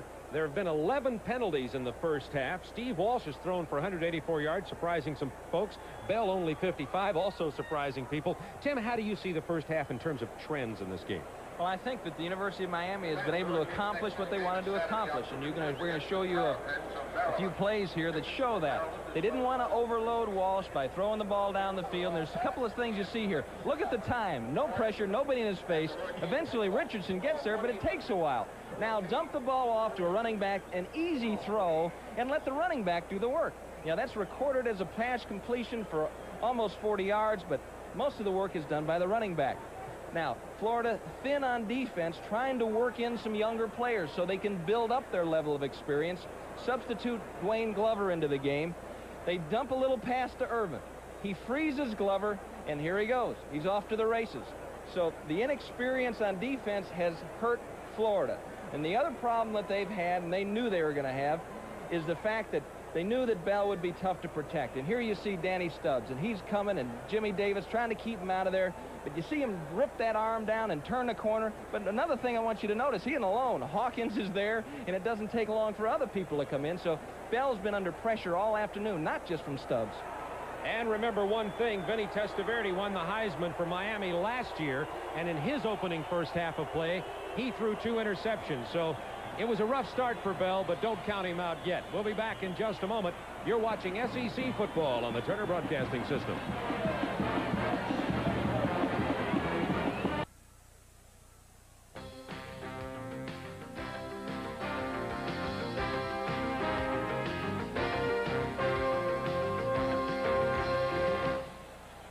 At the Orange Bowl in Miami, Florida. At halftime, Miami leading by a score of 11-2 in the final meeting between Florida and Miami until 1992. In the first half, first downs pretty much even, rushing yards, neither team successful. But look, Steve Walsh, the inexperienced third-year sophomore quarterback, 184 yards, and Kerwin Bell on a search for the Heisman, only 55. Total yards, Miami way out in front, but Miami has the 3 turnovers. Time of possession pretty even. Early in the ball game, Florida scored when Willis Pegues snapped the ball over Miami punter Jeff Beagle's head. It went in and out of the end zone.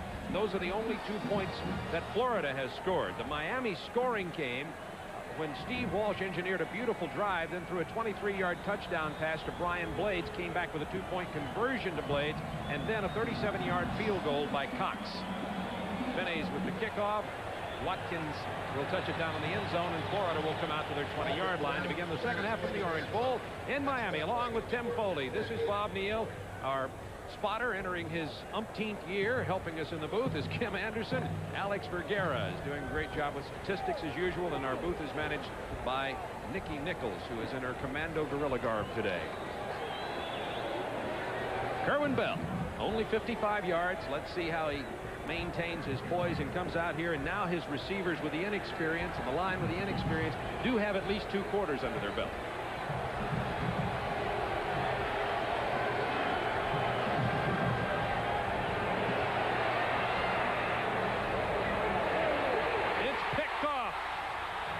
That is Horatio Benny Blades back to the 35.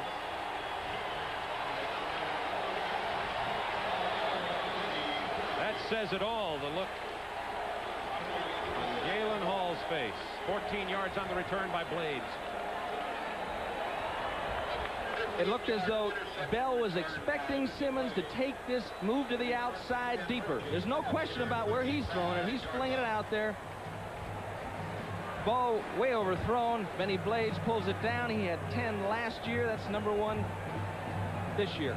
I think that might set a record. Most consecutive games with an interception, 5. Here comes Warren Williams.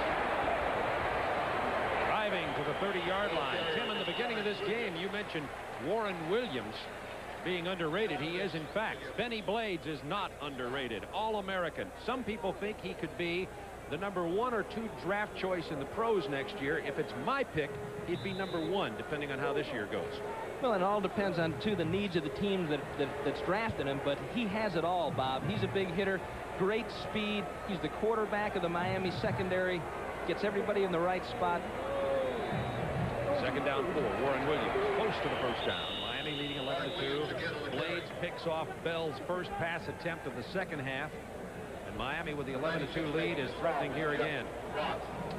Jimmy Johnson and Galen Hall have the same types of styles in terms of head coaches, in that they give a lot of autonomy to the assistants.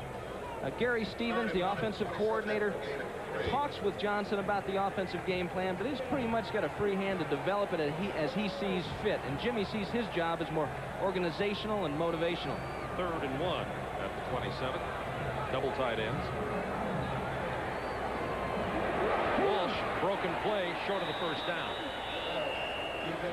Clifford Charlton will get credit for the tackle. Walsh turned around and nobody was home for the handoff. That was a big broken play, too.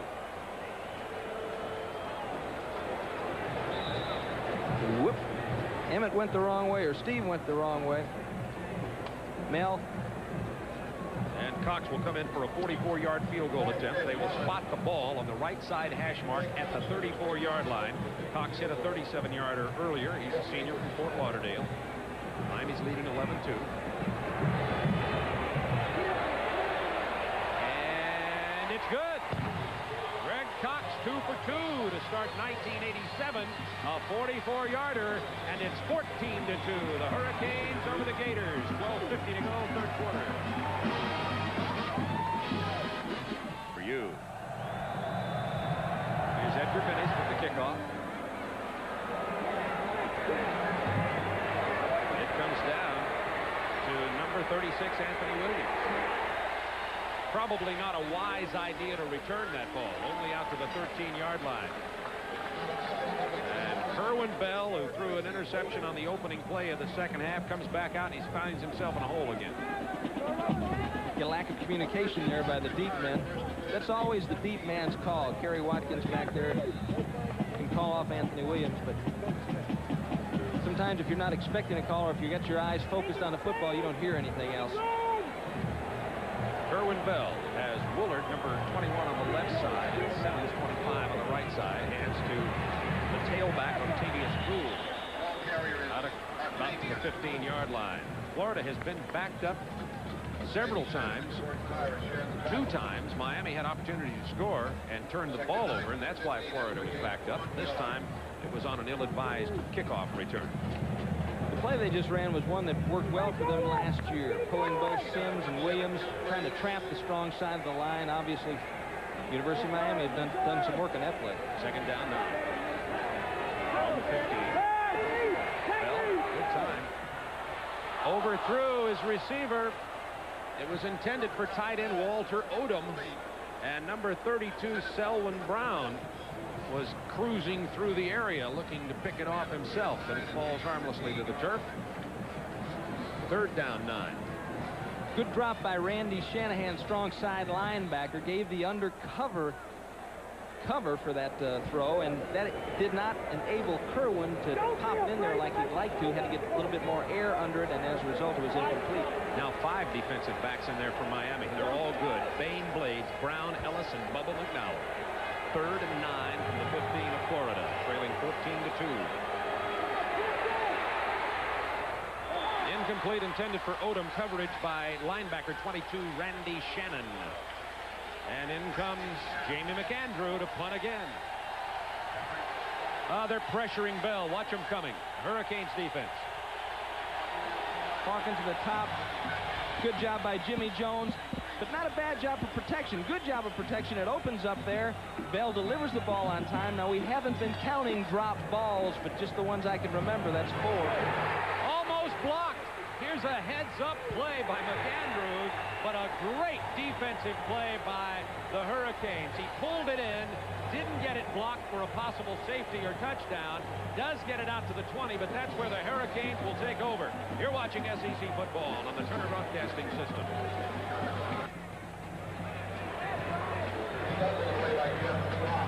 We are back. They did not call timeout down on the field for the commercial break. There was a running play. Warren Williams just got a couple of yards, tackled by Huey Richardson, the freshman from Atlanta's Lakeside High School. It'll be second down 8 now from the 18-yard line. Let's take a look at the good rush by the Hurricanes. Found a crack back in the weak side, as you mentioned, Bob. Good alertness by the Florida punter, because that ball would have been a touchdown or a safety, as you mentioned. Warren Williams inside the 15 to the 13, needs to get to the 10 for the first down. Huey Richardson once again with the tackle, and Jimmy Johnson's Hurricanes threatening again, leading 14-2. That kind of running is what inspires even the players on the sideline that are watching. That second effort, that third effort, and that's what Galen Hall is looking Galen Hall is looking for that type of effort from some of the Florida defenders at this time. That was a mouthful. Yeah. 10:42 to go, third quarter. Miami 14, Florida 2. On the third down, Bratton hit hard. It came loose, incomplete. He did not have possession. Big tackle back there. Big hit by the secondary player for Florida. I think it was Ricky Mulberry who came up to make the stick on Bratton. It was Mulberry. He had sunk back in there to defend against the fade and popped back up to take on Bratton.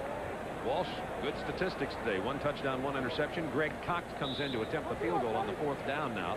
The ball at the 13. That'll make it about a 30-yard field goal. Walsh so far, or Cox today, so far 2 for 2. He's hit a 37 and a 44-yard field goal. This one's right down the middle. 17-2 Miami. You're watching SEC football on the Turner Broadcasting System.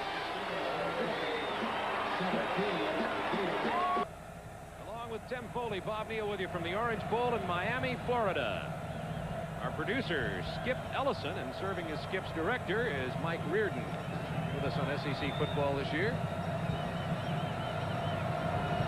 Nice job as usual, fellas. 17-2, Miami leading. Florida's only score has been a safety. That came on the snap that got in and out of the end zone early in the game. In and out of the end zone, Florida will bring it out to the 20-yard line, trailing 17-2, and Kerwin Bell somehow has to get his act together. 6 for 17 for only 55 yards and 1 interception. How about the Florida offensive line and the backs helping protect Bell? He has had considerable pressure today. At this particular point in time in the game, Bob, what's going to happen is Miami's linebackers are going to start getting more depth. I mean, that might have been an effective mechanism earlier on in the game, but right now they're going to be backing out of there. They're going to know that Florida's got to throw the ball to get back in it. 1st and 10 from the 20 Gators. Here's Emmitt Smith, the rookie, close to the first down. Emmitt Smith, last year's most highly recruited running back, makes something happen. He gets a first down. That's excuse me, he may be a little bit short. They give him 9 yards. Cedric Smith leading the way there. Walter Odom trying to get the block, but Emmitt Smith runs through the tackle of George Myra. 2nd down, about 1. Emmitt Smith, first down. Oh, he's to the 36, first down, Emmitt Smith.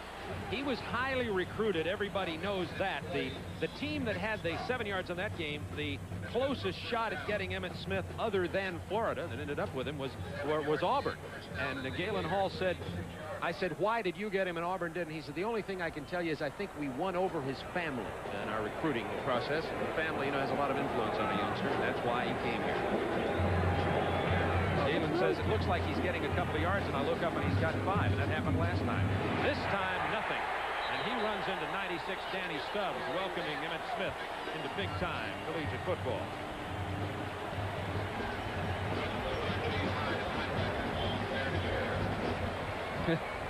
Little pop in the top there. C94 Greg Mark. Stubbs taking the inside, just chasing the offensive lineman, Bobby Sims there. Chasing all the way. His job is to get in that back pocket on that particular call, and he did, and found Emmitt Smith. Emmitt Smith from Pensacola, Florida, 5'10", 200 pounds. Walter Payton's size. 2nd down, 12.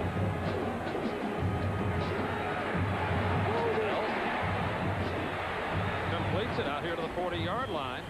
It is a first down, and Emmitt Smith with the reception. It's not a first down. He just got back the yardage they had lost here, back to the 40.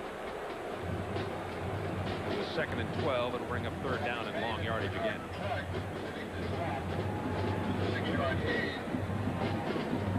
Bell looking downfield. It's not there.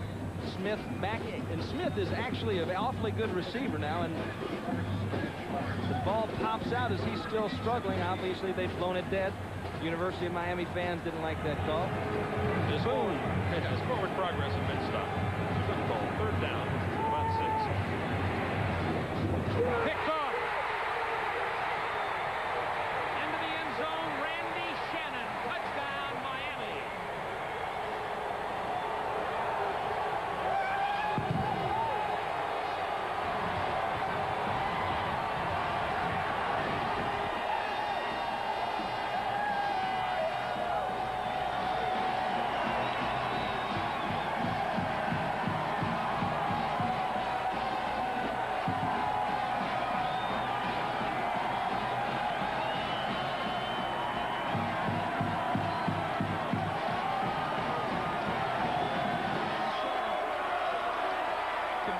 defensive back. At University of Miami, they put a premium on speed and quickness, not so concerned about size, and he's a converted defensive back that's put on a few pounds, but plays the pass extremely well, made a nice move on that. Point after is good. Miami 24, Florida 2. 7:58 to go, third quarter, and here's Shannon picking off Bell, second interception. Now, you remember on the last play, Billy Hawkins really gave Kerwin Bell a whack. And even if there's not pressure coming, you get it enough, you're going to feel it anyway. He tries to knife it out there, but Shannon makes a nice move on the football. Bell thought he had it, thought he could squeeze it in there, but not this time. And that's going to open the gate. 24-2 Miami.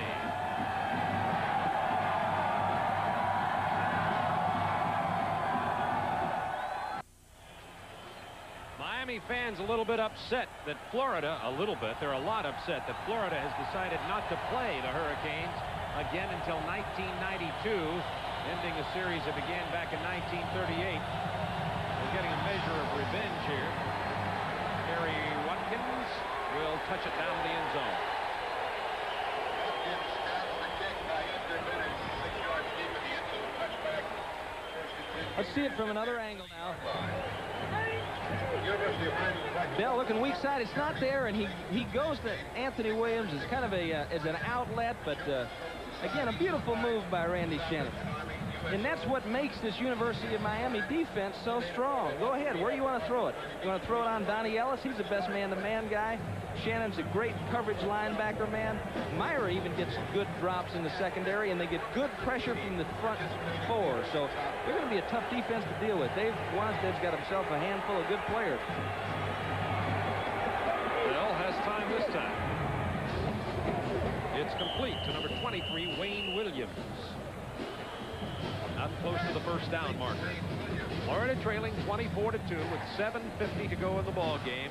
Kerwin Bell, remember, trailed Auburn last year when he came back in after injury, 17-0, and engineered an 18-17 come from behind win. Bell is the kind of guy who'll bring you from behind if you got to get there, even though he's struggling a whole lot today.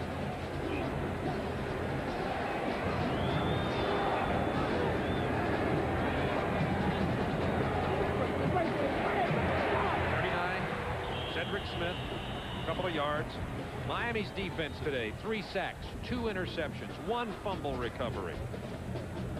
Last year's Miami defense only yielded 12.5 points a game. I mean, that was a fine one. That was the best since back in 1966. And they say this one could be better by the end of the year.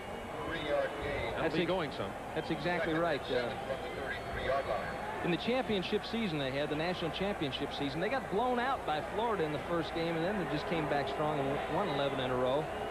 And they had a very strong defense then. Second down, 7. This one's complete for the first down over the near sideline, and the receiver, Wayne Williams, number 23, 11-yard gain back to our studios in Atlanta, and Craig Sager. An easy opener for North Carolina. The man to watch is Torn Dorn. He ran over, around, and through the Illinois defense. 165 yards and a pair of touchdowns as North Carolina ramps over the Illini. The final 34-14. Back to the Orange Bowl with Bob Neal and Tim Foley. Well, North Carolina pounded Illinois today. North Carolina considered one of the leading contenders for the ACC championship, along with Clemson and Georgia Tech. Wayne Williams carrying, Rod Carter with the stop. And they play the backside. They play the cutback on that eye so tough. Carter lined up at the weak side linebacker spot, begins to pursue down the line, just waiting for that eye back to begin to cut it back, and he attacks. He fires upfield. And he really put the hammer on that, Rod Carter. Had a great year for Canes last year, and he's back again. It'll be second down, 8 Florida from the 46-yard line now.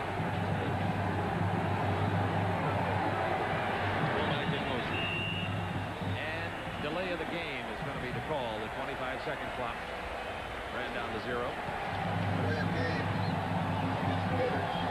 This Hurricane defense has been too much for Florida so far today. Delay of game offense. Still second.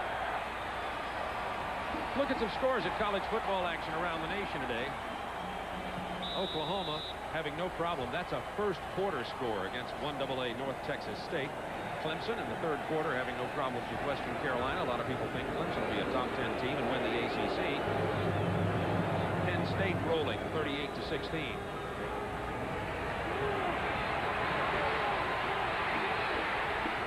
Bell had a man out there. He just threw it away. He's looking for Mark McGriff under tremendous pressure again. Kerwin Bell's been running for his life all day long. And you see an ice pack on the right hand of Steve Walsh. I'm not sure what happened. We'll try to find some information about that. If Walsh can't throw the ball, look for the freshman, Craig Erickson, to come in. But we don't know exactly what the nature of that is. Well, Bob, they talked about trying to get Erickson into this game sometime. They weren't sure whether it was going to be the type of game they could fit him in there. And Galen Hall wishes it wasn't the type of game they could fit him in there. 5:39 to go, third quarter. Third down, 13 Gators from their own 41.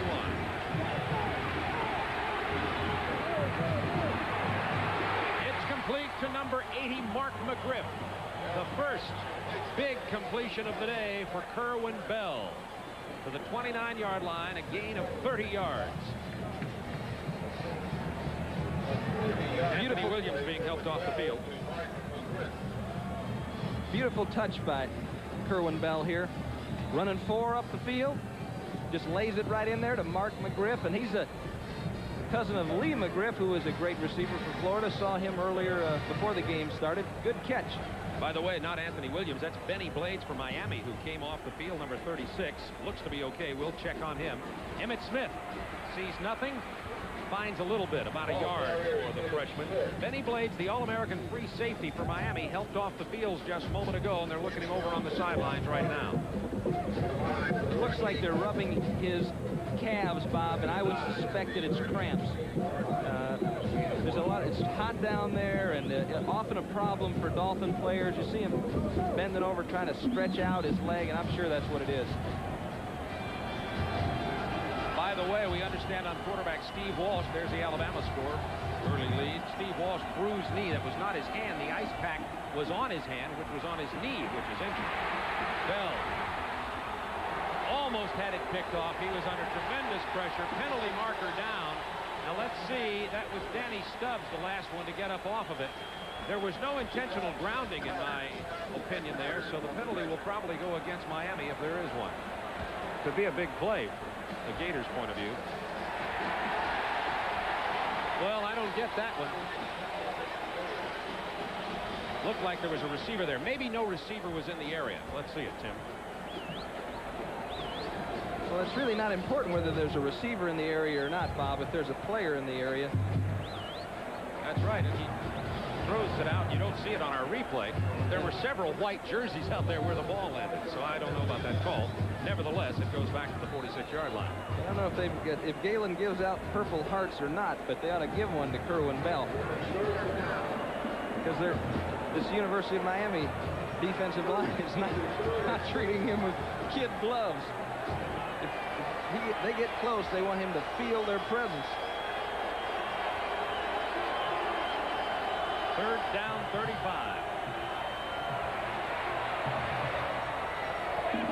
Almost picked off again. Emmitt Smith was the man in the pass pattern down near the 30. Benny Blades, who was shaken up, is back in the game and was covering on that play. Well, they've been all over Kerwin Bell today. That was a matter, again, of inexperience, Bob. I feel like a broken record, but Emmitt Smith is supposed to run a circle up. He's supposed to be heading it up the field. Book it, son. Get open. And because your buddy number 12 is getting killed. Keep running. That Hurricane punt rush is back there again. Cleveland Gary at his 11. Florida chases him out of bounds at the 15-yard line. You're watching SEC football on the Turner Broadcasting System.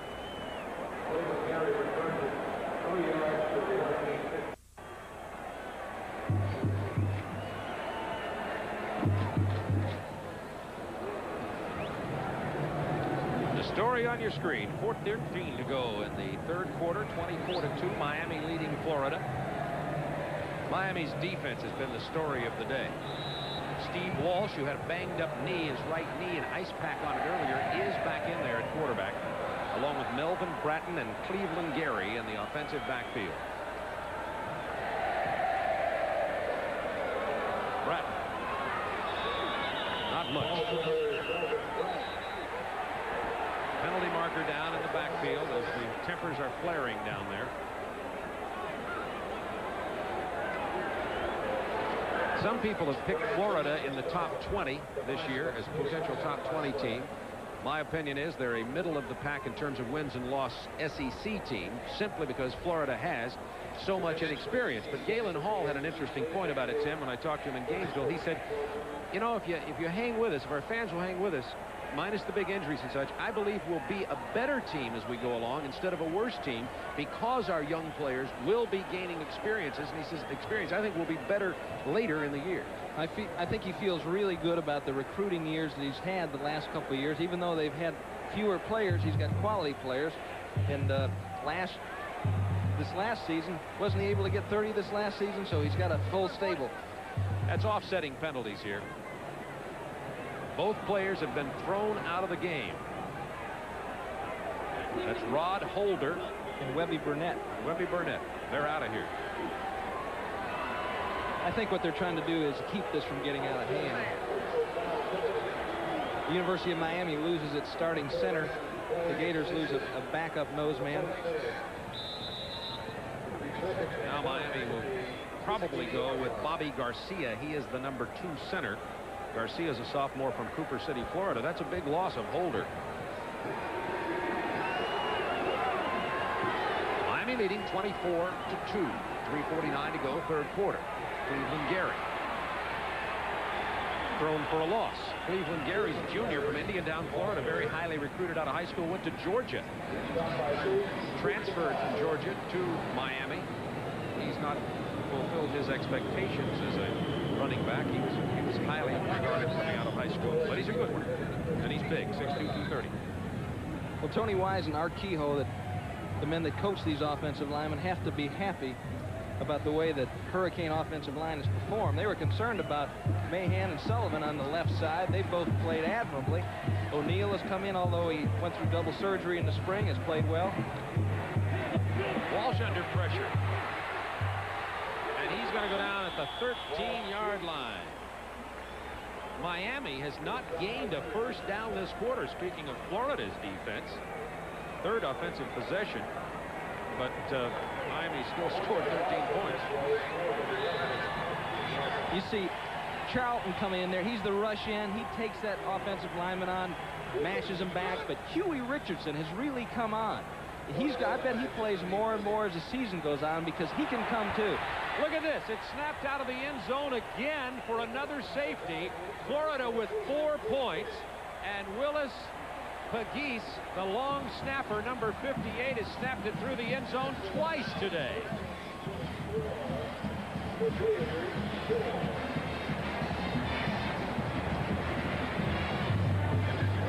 That's further than some quarterbacks can throw it. You got to get your glove up, though, anyway, right? Don't just watch it. Make me look good. Put your hands up. Willis Pegues. He's just pumped up. Willis, you're excited. You're not used to this game enthusiasm, game day adrenaline.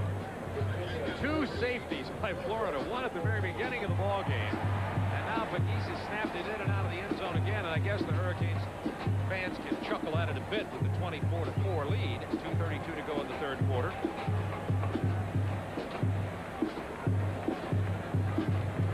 University of Florida got a tough way to go this year. They open here with Miami. They do get a little bit of what would be called a breather next week up in Gainesville to play Tulsa. But then on a TBS telecast, they'll be at Birmingham against Alabama. Then you see they go right into the heart of it. Mississippi State, LSU, they've got a tough one. It's out of bounds on the free kick. It goes out at about the 28-yard line. Penalty marker is down. Miami has a schedule that's a little more to their liking, particularly the next couple of weeks. They'll have a chance to regroup, although Jimmy Johnson says sometimes having 2 weeks open can bother you. But then, bang, bang, Arkansas away, Florida State away, and Florida State has their best team in many years, in most people's estimation. That'll be played in Tallahassee. Then Miami has some opportune teams on their schedule following their opening. Miami has a little bit better shot later on as they play Cincinnati, East Carolina, Miami, Ohio, Virginia Tech, Toledo, and then close out with Notre Dame and South Carolina. Somehow you get the feeling that Jimmy'd rather be on the road than at home. They haven't lost on the road since early in '84. Illegal procedure is the call against Miami. It'll be re-kicked back from the 15-yard line now.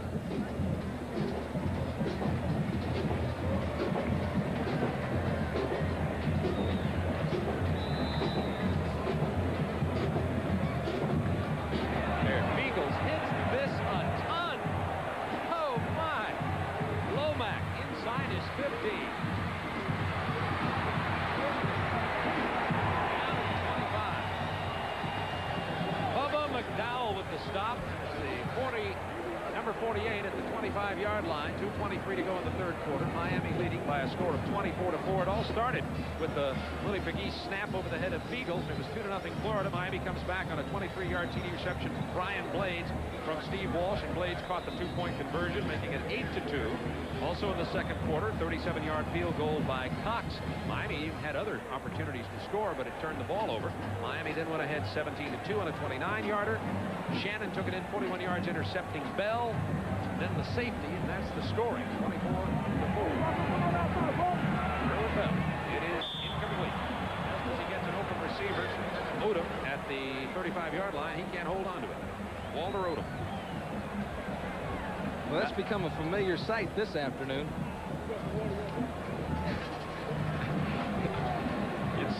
It's been a wrong route, a sack, a drop ball, and it's got Galen Hall trying to read the back of his hand from real close up. It is second down 10. Florida on their own 25-yard line. Bell under pressure, having to run it out of there. Trying to get the first down. It'll be close. Looked like he was hit out of bounds. 11-yard gain for the first down. Penalty marker is down. They're going to call that on Stacy Simmons, Bob. Looked like he picked off Rod Holder as Holder was pursuing Bell out of bounds.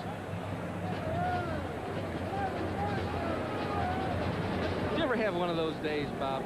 Yes. That's what Galen's thinking right now. Is this over yet? 2:09 to go in the third quarter. A lot of time remaining. Miami ahead by 20 points. Bell led 3 big comebacks last year for Florida Gators, but he had a lot more weapons with which to work, like Alonzo Highsmith, who, by the way, is here today. Ball foul after the first down was made. Late hit against the offense. It'll be first down 25. Excuse me. Of course, Alonzo Highsmith from Miami is here today. Draft choice by Houston. Let's watch that call again. Actually looking for Odom over the middle. Doesn't really have time to set up. Points to Odom. Runs out of bounds. Stacy Simmons coming back to help. The play is over. And he gives Rod Carter a tap on the side. At the 22-yard line now. It'll be first down 25 for Kerwin Bell and the Gators.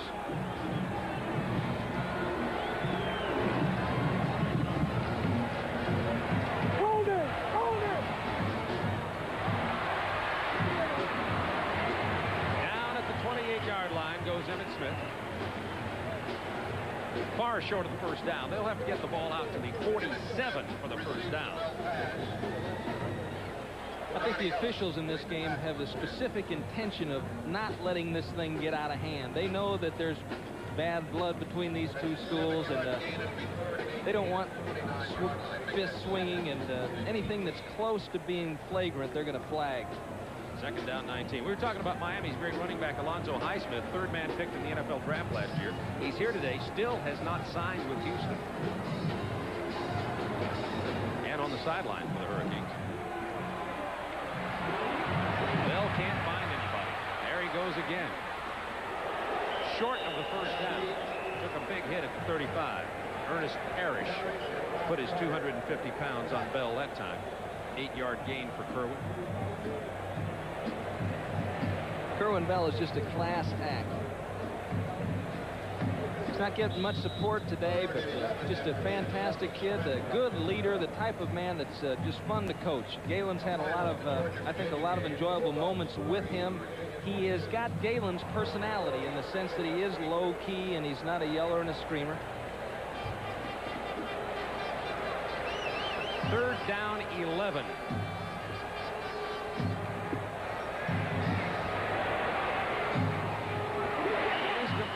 First down inside the 50. The receiver Willie Snead, number 9 from Bells Lake, Florida. And this is what Gator fans are more used to seeing. The folks have over TV waves haven't seen it for a couple of years. In Gator Field, that's what it looks like. Pow! He snaps it right in there. Got a little bit of a sidearm delivery. Gets rid of the ball in a hurry. 17 seconds remaining in the third quarter. Trying to keep him honest and run. Nothing at all. Wayne Williams is hit. That Miami defense having themselves a whale of a day. 3 sacks. They've been picking off the passes, recovering the fumbles, and stopping the run. I don't know if you can ask them to do much more. That's the end of the third quarter. Miami 24, Florida 4. You're watching SEC football on the Turner Broadcasting System.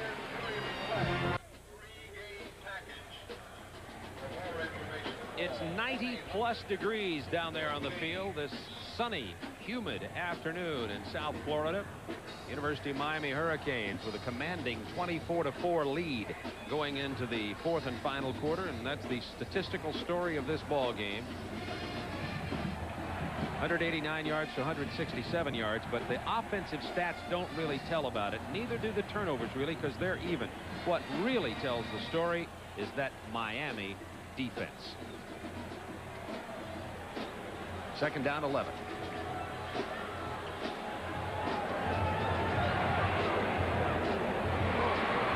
Complete out there to the running back. Let's see, they may be short of the first down with Wayne Williams with the reception. Ellis with the tackle. And they may bring the change in. Official timeout. They'll bring it in for a mark. So Galen Hall has had questions coming into this game, and nothing can get answered in 3 quarters of football, but the questions remain. Are there any receivers here that are going to be the big plays? Both tight ends who are considered good have Walter Odom has had a bad day catching the ball. McGriff caught a big 30-yard pass. The offensive line still got questions, and nobody's really raised their hand to say, I'm your guy in the offensive backfield yet, Tim. That's what's frustrating, I'm sure, from an offensive standpoint for the coaches as they watch. You know, they're not sure who to go to, and what's got to happen is somebody has to emerge out of that pack, because I don't think you can continue to rotate in the 6 receivers. Somebody's got to start getting the playing time, getting the experience, and you got to put your money on somebody. 3rd and 1. Wayne and Anthony Williams in the backfield. Bell keeps it and dives forward and gets the first down. The attendance today, 77,224. The idea from the Florida standpoint here, Bob, actually what they've been trying to accomplish is stretch out that Miami defense. You know, you don't want a bunch of them hanging in there together. Spread them out. That way their coverages are easier to read. The blitzes are easier to see coming. But the Miami defense was certainly up to the task today. First down, Gators inside the Miami 40.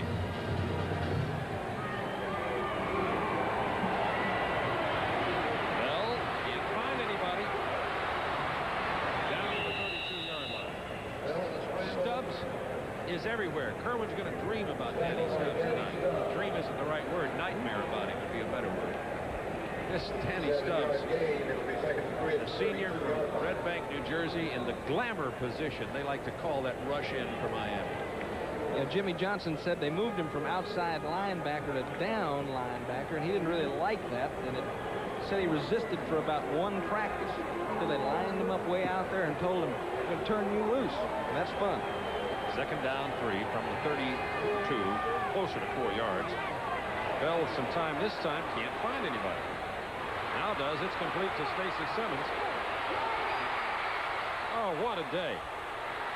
Simmons out of bounds on the near sideline at the 27-yard line. Just barely got the first down. Had it by a mile, came back, lost it, regained it, did get the first down finally. Good job of protection here by the Florida offensive line. Good drop to see Selwyn Brown hugging the middle of that field, preventing the angle in. Bell starts to move around, then dumps it to Stacy Simmons. Now, Stacy, get upfield. Whoop. And when you get upfield, take the ball with you. Nevertheless, it's a first down at the 27. We have 13-11 to go in the ball game. Miami with a 20-point lead. Not much off right tackle. Anthony Williams, the ball carrier, number 36.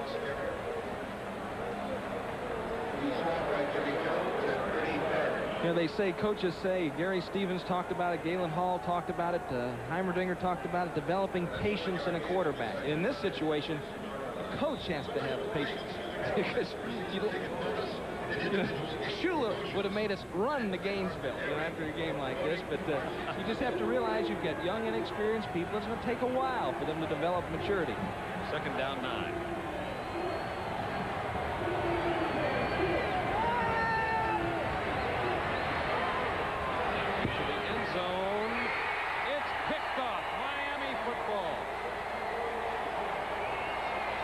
an interception by 29, Don Ellis.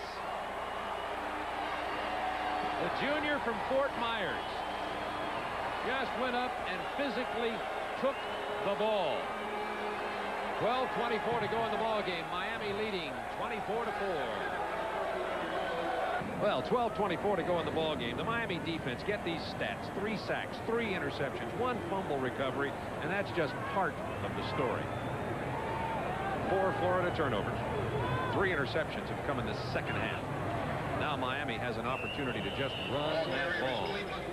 Cleveland Gary carrying it, Rondy Weston on the tackle, and Tim, you got to expect pretty soon here that we might get a chance to see the pure freshman quarterback Craig Erickson come in here, as Jimmy Johnson said he did want to get him a little experience, but Steve Walsh has been a real story. I tell you what, the spotlight was on him before this started. He certainly responded. 11 of 19, 184 yards. He's thrown a big TD pass, 1 interception. Played with poise today. Looked like he had poise from the opening get-go. 2nd down, 6. Tough pass there, the little turnout. It's complete. Brian Blades for the 1st down. And his teammates have come through for him. It's just like not much difference on the pass that Bell just threw in the corner that Donnie Ellis picked off. Not much difference between that one and the one that Brian Blades caught for a touchdown down in the other corner. So your teammates have to come through for you regardless of what position you play. A quarterback can't do it all. He can get you in a position, hopefully. It's a great contrast. Here's Florida having to ride the quarterback. Miami in a position with some strong players getting a chance to support the quarterback. Hand off Bratton. Well, Melvin Bratton has been bottled up all day long, but Miami really hasn't needed a lot from him today thanks to the exceptional defensive play. There's number 7, Craig Erickson. Jeff George, you know, the highly touted recruit that was recruited at Purdue and then left when Fred Akers went up to Purdue, said he was going to come to Miami, had agreed to come down here, and when he heard about the recruiting of Craig Erickson, I don't know if it's this simple a story, but then decided to go to University of Illinois. I know he wanted to play in the Midwest anyway, but Craig Erickson took the scholarship here knowing that the very excellent Jeff George was here. So Erickson's a competitor. Complete. For the 1st down to Charles Henry, the tight end. Excuse me, short of the 1st down. When you look at the Florida defense, the Florida defense has actually played well. If you take out a couple of plays, take out the touchdown pass, take out the long run by Bratton, take out that Dwayne Glover fell down, and they haven't played too bad. They played excellent football in the second half here. Steve Walsh was 1 for 2 passing the ball. His only experience that he had. Now he comes in and it's close to 200 yards in the air today. 10:22 to go in the game. It is complete at the 44. Nice diving grab by Brian Blades. That will be close to the 1st down. Good catch by Blades. We're going to see this again, and this is what Gary Stevens is talking about. There are times when a quarterback has to throw the ball, give the receiver a chance to make a great catch. If he'd have put that ball in Blades' chest, the Florida defender would have had it going the other way. So he gives him a chance to make the great catch, and Blades makes it. Let's talk a little bit as we watch Steve Walsh work here. You know, the rap is that he doesn't have the cannon arm, although these out patterns he's throwing do have some good velocity and snap on them, in my opinion, Tim. Pops it over the middle to Bratton. Bratton, 1st down. Bratton out of bounds at the 32-yard line. Lewis Oliver making the stop, and Bratton hasn't gained much rushing the ball, but gets 23 there, and now has 78 yards receiving on the day. Now, if you're a Florida fan, you're thinking, now, why don't they clamp these backs? Why don't they get better pressure? Why don't they let them throw that? It's because you got Michael Irvin on one side and Brian Blades on the other side, and you're more concerned about a 50-yard gain than you are about a 3-yard catch. The idea is they threw it in the right place, get up there and make the tackle. Walsh up to 227 yards in the air today. What an opening game he's having.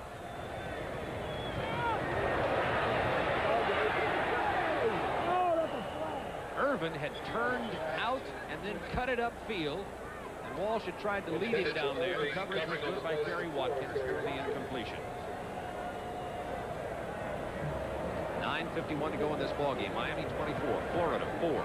Only 2 safeties. The entire scoring for Florida. They just can't get it going today. Bell has thrown for 149 yards. Florida has rushed for only 43 total all day.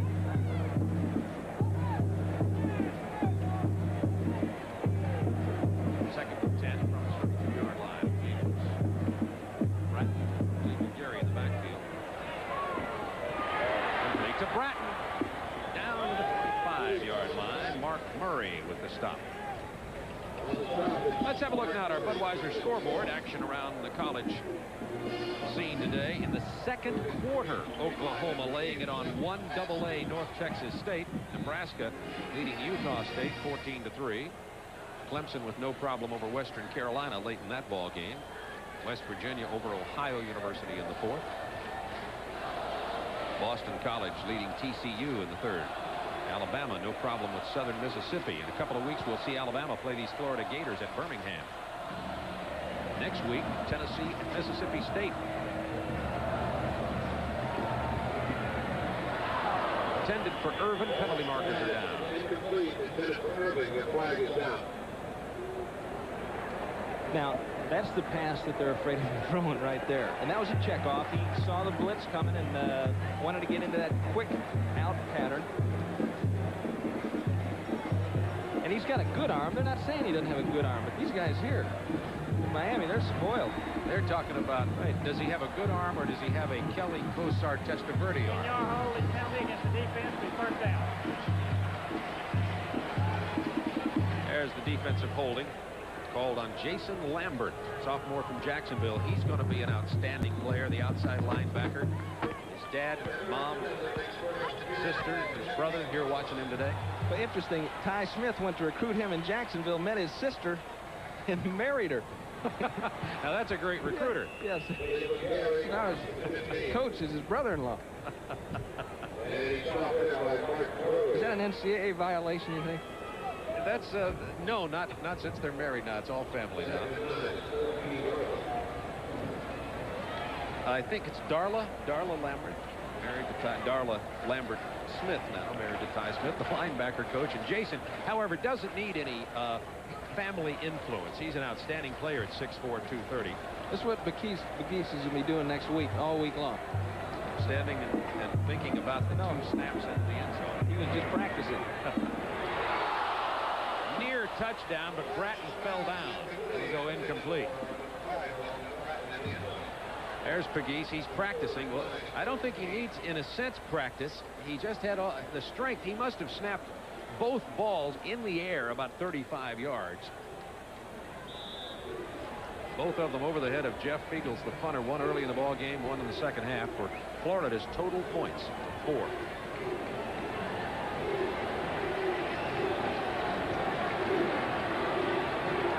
Third down 9 from the 14-yard line. Miami leading 24-4, 8:16 to go in the ball game.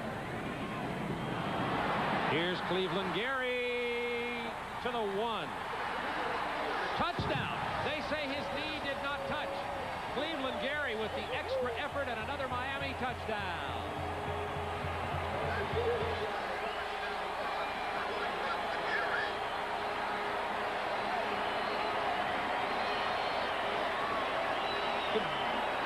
Beautiful block by Provin there, and now it's Cleveland Gary. Lewis Oliver can't hang on. He looked down to me, but maybe not. His leg may not have touched the turf. Could be a good call by the official. M6, 30-4. Cox for the point after. It's good. 31-4. Well, Miami is angry at the Gators for dropping the series. Florida's going to have 5 years to have to think about this pounding today. You're watching SEC football on Turner Broadcasting System. Third largest crowd in Orange Bowl history, watching Miami lay it on Florida 31-4 with 8:09 to go in the ball game. Number 1, Edgar Menace is going to kick off. Number 20, Tony Lomax. Lomax is going to receive for Florida. Tony Lomax's nickname is T-Lo. Former running back. He's just 5'8". It came loose at the 22-yard line. Florida football. Let's see if Cleveland, Gary, was down or did he get technically into the end zone for the touchdown. Good effort there. Runs through a tackle by Reuter. Selman Brown. I would have to say that his weight now is down. He was laying on the defensive back. The defensive back was on the ground. And I'd have to say he was down, but a good effort anyhow. Not that it makes a big difference. I think the technicality in that ruling is that your hand can touch and be down, and even though his weight was all on it, none of the other parts of his body may be in the turf. That's probably the technical ruling. It was technically accurate. Right. Bell. Incomplete. Trying to hold on to that hot pigskin was Anthony Williams. Good quarterback pressure by Bill Hawkins all over Kerwin Bell. So Kerwin Bell has been out of the television spotlight for the last 2 years, and he gets in it today, and he's just been hounded all afternoon. Billy Hawkins is tracking him here and rides him into the turf. He certainly has paid the price today. 7:51 to go. Miami 31-4 leading in this ball game. Second down, 10 from the 22-yard line. Now they're looking at other receivers. Number 1, Ed Frazier's in there. Here's the draw to 36, Anthony Williams. About 3 yards. Stopped at the 25-yard line. Randy Shannon with the tackle. We've seen a little bit of the freshman, highly touted Emmitt Smith at running back for Florida, but so far today I would agree, Tim, with the assessment of the Florida coaches is that none of their running backs, Wayne Williams, Anthony Williams, Octavius Gould, Cedric Smith, etc., have stepped forward and really shown anything. Now they do have a junior college transfer who hasn't played today. They expect some potentially good things from Lloyd Hopkins from Youngstown, Ohio. Might see him a little later in the year for Florida.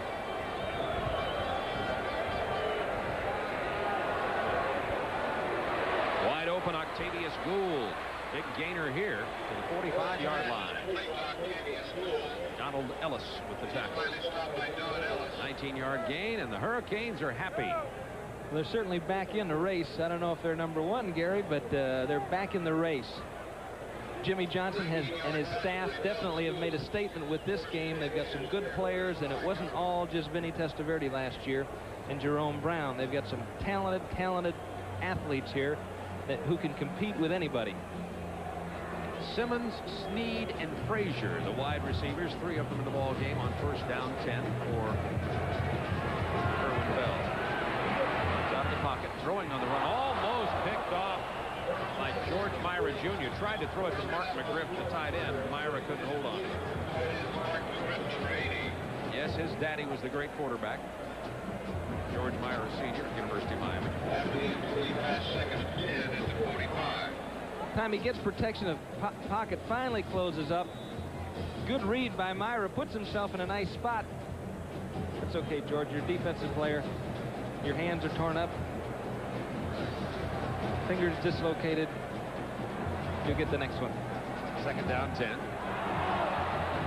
Once again, more problems on the exchange. Kerwin Bell falls on it, back about 42.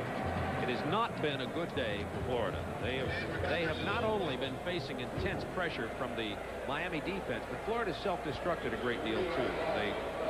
Galen Hall said he was concerned whether his team would be really in full mid-season kind of form when he got here today. So many changes, so little experience behind the front liners, and some of his worst fears are coming true about this game. But he did say, and I think he means it, that he does believe this Gator team is going to be better as the season goes along.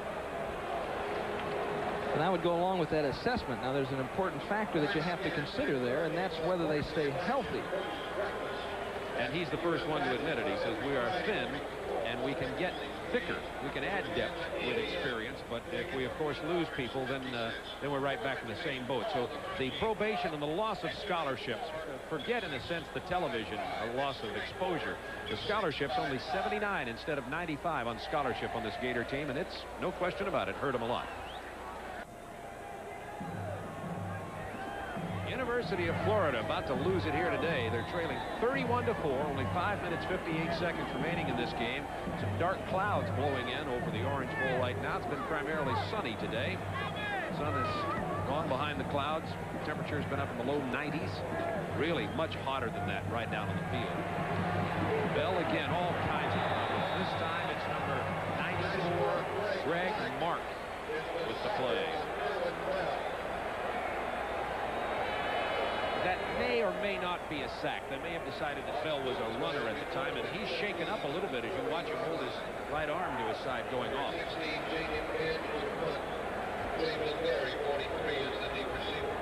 You see Greg Mark coming off the block, puts the hit on him and drives him into the ground. That's a painful blow to your shoulder on both ends of it. Mel Bratton, Brian Blades, happy Hurricanes. Now, Butch Davis, the defensive line coach, has played Mark in Maryland and Jimmy Jones. Penalty marker as the on-rushing Hurricane punt rushers bumped in to 16, Jamie McAndrew. I think it was Robert Bailey who actually hit him, so they'll call running into the kicker here, running into the punter, and that'll come back, and Florida will maintain possession. Kerwin Bell looks like he's hurting there. As Tim pointed out, he fell hard on that right shoulder, his throwing arm. His backup is Pepe Lascano, a senior, but I wouldn't be surprised to see a freshman coming into the game, either Herbert Perry happens to be from Bell's hometown, or Kyle Morris. But at this point in the game, you might just want to get your senior in there, Pepe Lascano. I hate to see him reaching up inside the jersey like that. It is Lascano. Yeah. As you mentioned, Pepe's a fifth-year senior. He went to St. Thomas Aquinas High School just north of here, and it was a manager 2 years ago. First down 10 from the 45. We'll keep you posted on the injury to Kerwin Bell's right shoulder. Lascano's coming out firing. It's complete for Octavius Gould to the 40-yard line. Pepe Lascano is there's Kerwin Bell. Pepe Lascano is in here to just try to hold the ship afloat at the moment, but the worries are going to be on Heisman Trophy candidate Kerwin Bell. What they're checking, Bob, is as your shoulder is rammed into the ground like that, it compresses, and there's a couple of ligaments that lay in over the top, and that's what causes a separation. And that's what they're checking right there. You say that as though you know it from personal experience. You see my stripes? It's complete for a first down pass to the 34-yard line. That's Clifton Reynolds, the number 4 tight end, with the reception. Bell was injured last year. Several games. Just been a marvelous competitor, and the thing that I really enjoyed about Kerwin Bell is, of course, from Day, Florida, Mayo High School, unrecruited, most valuable player in the SEC as a freshman, non-scholarship. And you know, he hasn't changed at all. He's just the same country kid, just great to be around, pleasant, kind, patient with all the reporters and the media. Lascano was looking for Ernie Mills. They did not connect. Donald Ellis covering, and goes incomplete. Brings up second down 10 to the 35. Clock down to 4 minutes 8 seconds remaining in this ball game. Cedric Smith, number 39, and Emmett Smith, number 22. We have enough Smiths and Williams in this ball game to start a law firm. Yes, Stubbs, Williams, Smith, and Jones. There you are. Sounds good. Stubbs is already heading in that direction, as he told me. What a game he's had today. He's been quiet of late because he hasn't needed to. But when the pressure was on, Danny Stubbs was all over the Florida quarterback, Kerwin Bell.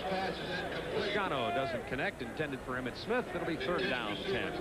But you know, the other side of that is, Bob, from an offensive lineman standpoint, every time you don't hear Danny Stubbs, David Williams is doing a good job. Now, we don't come in and say David Williams did a great job on that play.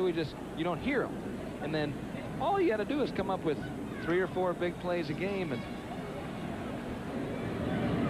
you get credit for having a great game, although the other man might have controlled you for the majority of the game. The coaches will know when they look at the ever-popular game film. Lascano on 3rd and 10. He's got pressure.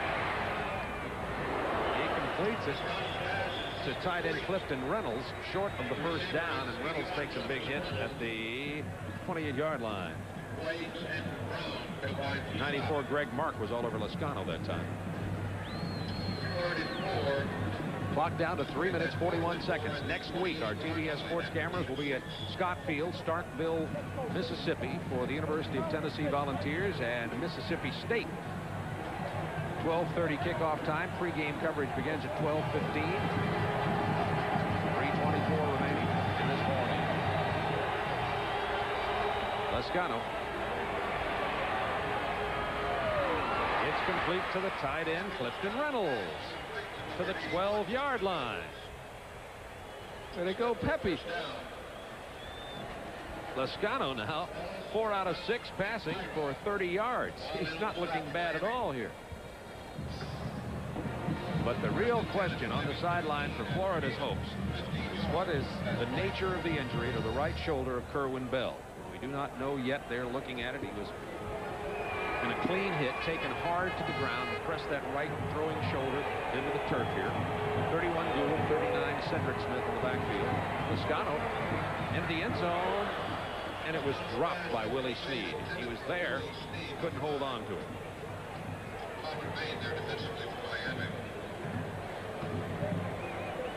2:51 to go in this ball game. The Orange Bowl was filled with 77,000 plus here today, and many have left trying to beat the traffic around the Orange Bowl area here. Not exactly easy in and easy out in the center of Miami.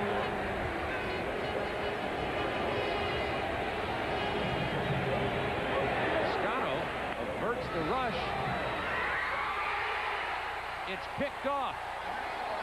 Another interception. Donald Ellis with his second interception of the day.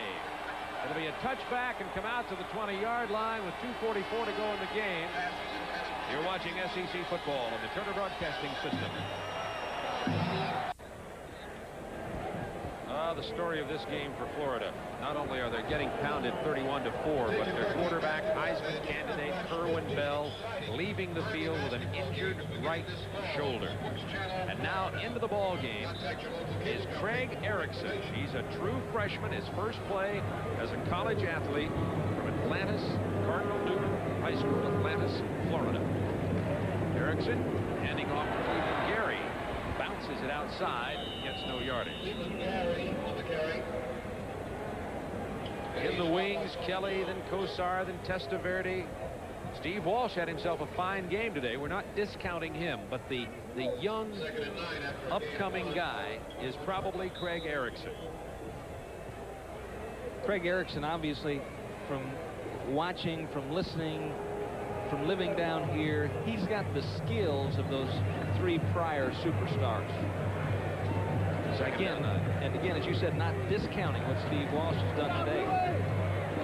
Fred Tyson carrying the ball. Popped loose over there, but I believe it remained in the possession of Miami. Erickson's dad was a backup quarterback at Northwestern University under Ara Parsegian many years ago. Craig is a member of the National Honor Society. 55th. He graduated in his high school class at 290 with a 3.2 grade average. He's very smart. He came here even though the heralded Jeff George was and announced his intentions to come to Miami. Erickson said, I'm a competitor. I'm coming anyway, coach. I want to go to Miami. I take the scholarship. He's here. Jeff George transferred to Illinois. Completes his first pass. Out to the 33-yard line to Andre Brown. Number 83, Andre Brown, for a Hurricane first down. 1:23 to go in the game, and Craig Erickson has now had his first game experience. But if you want to talk stats, how about 3 sacks, 4 interceptions, 1 fumble recovery by this Miami defensive unit? What a job they did today.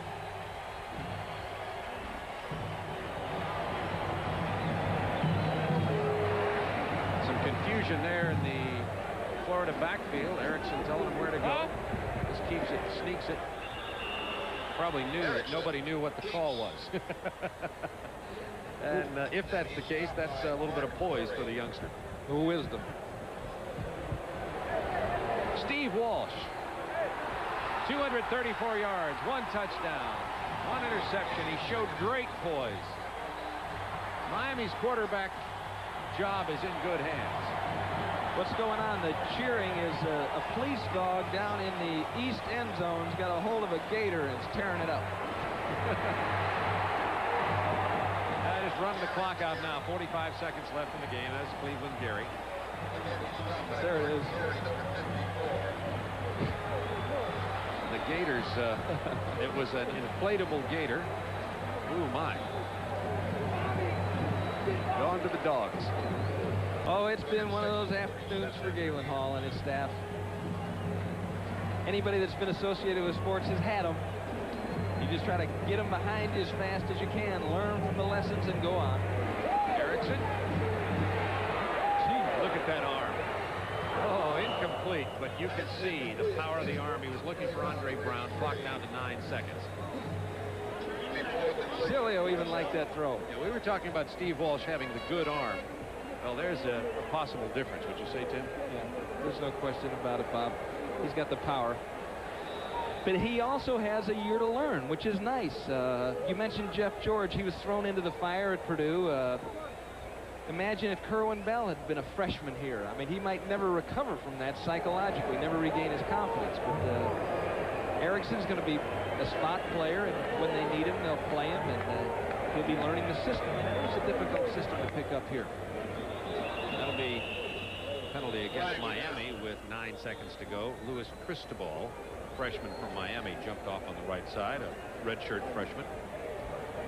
So the Miami Hurricanes have given notice that even though they finished #2 last year in the nation after losing to Penn State, they've given notice that they are back and contenders again this year. Now they have 2 weeks off, these Hurricanes do, before they get back into 2 very difficult away games at Arkansas and at Florida State. So you can't be talking about how great they are, and they're the first ones to tell you that until they finish their first 3 games.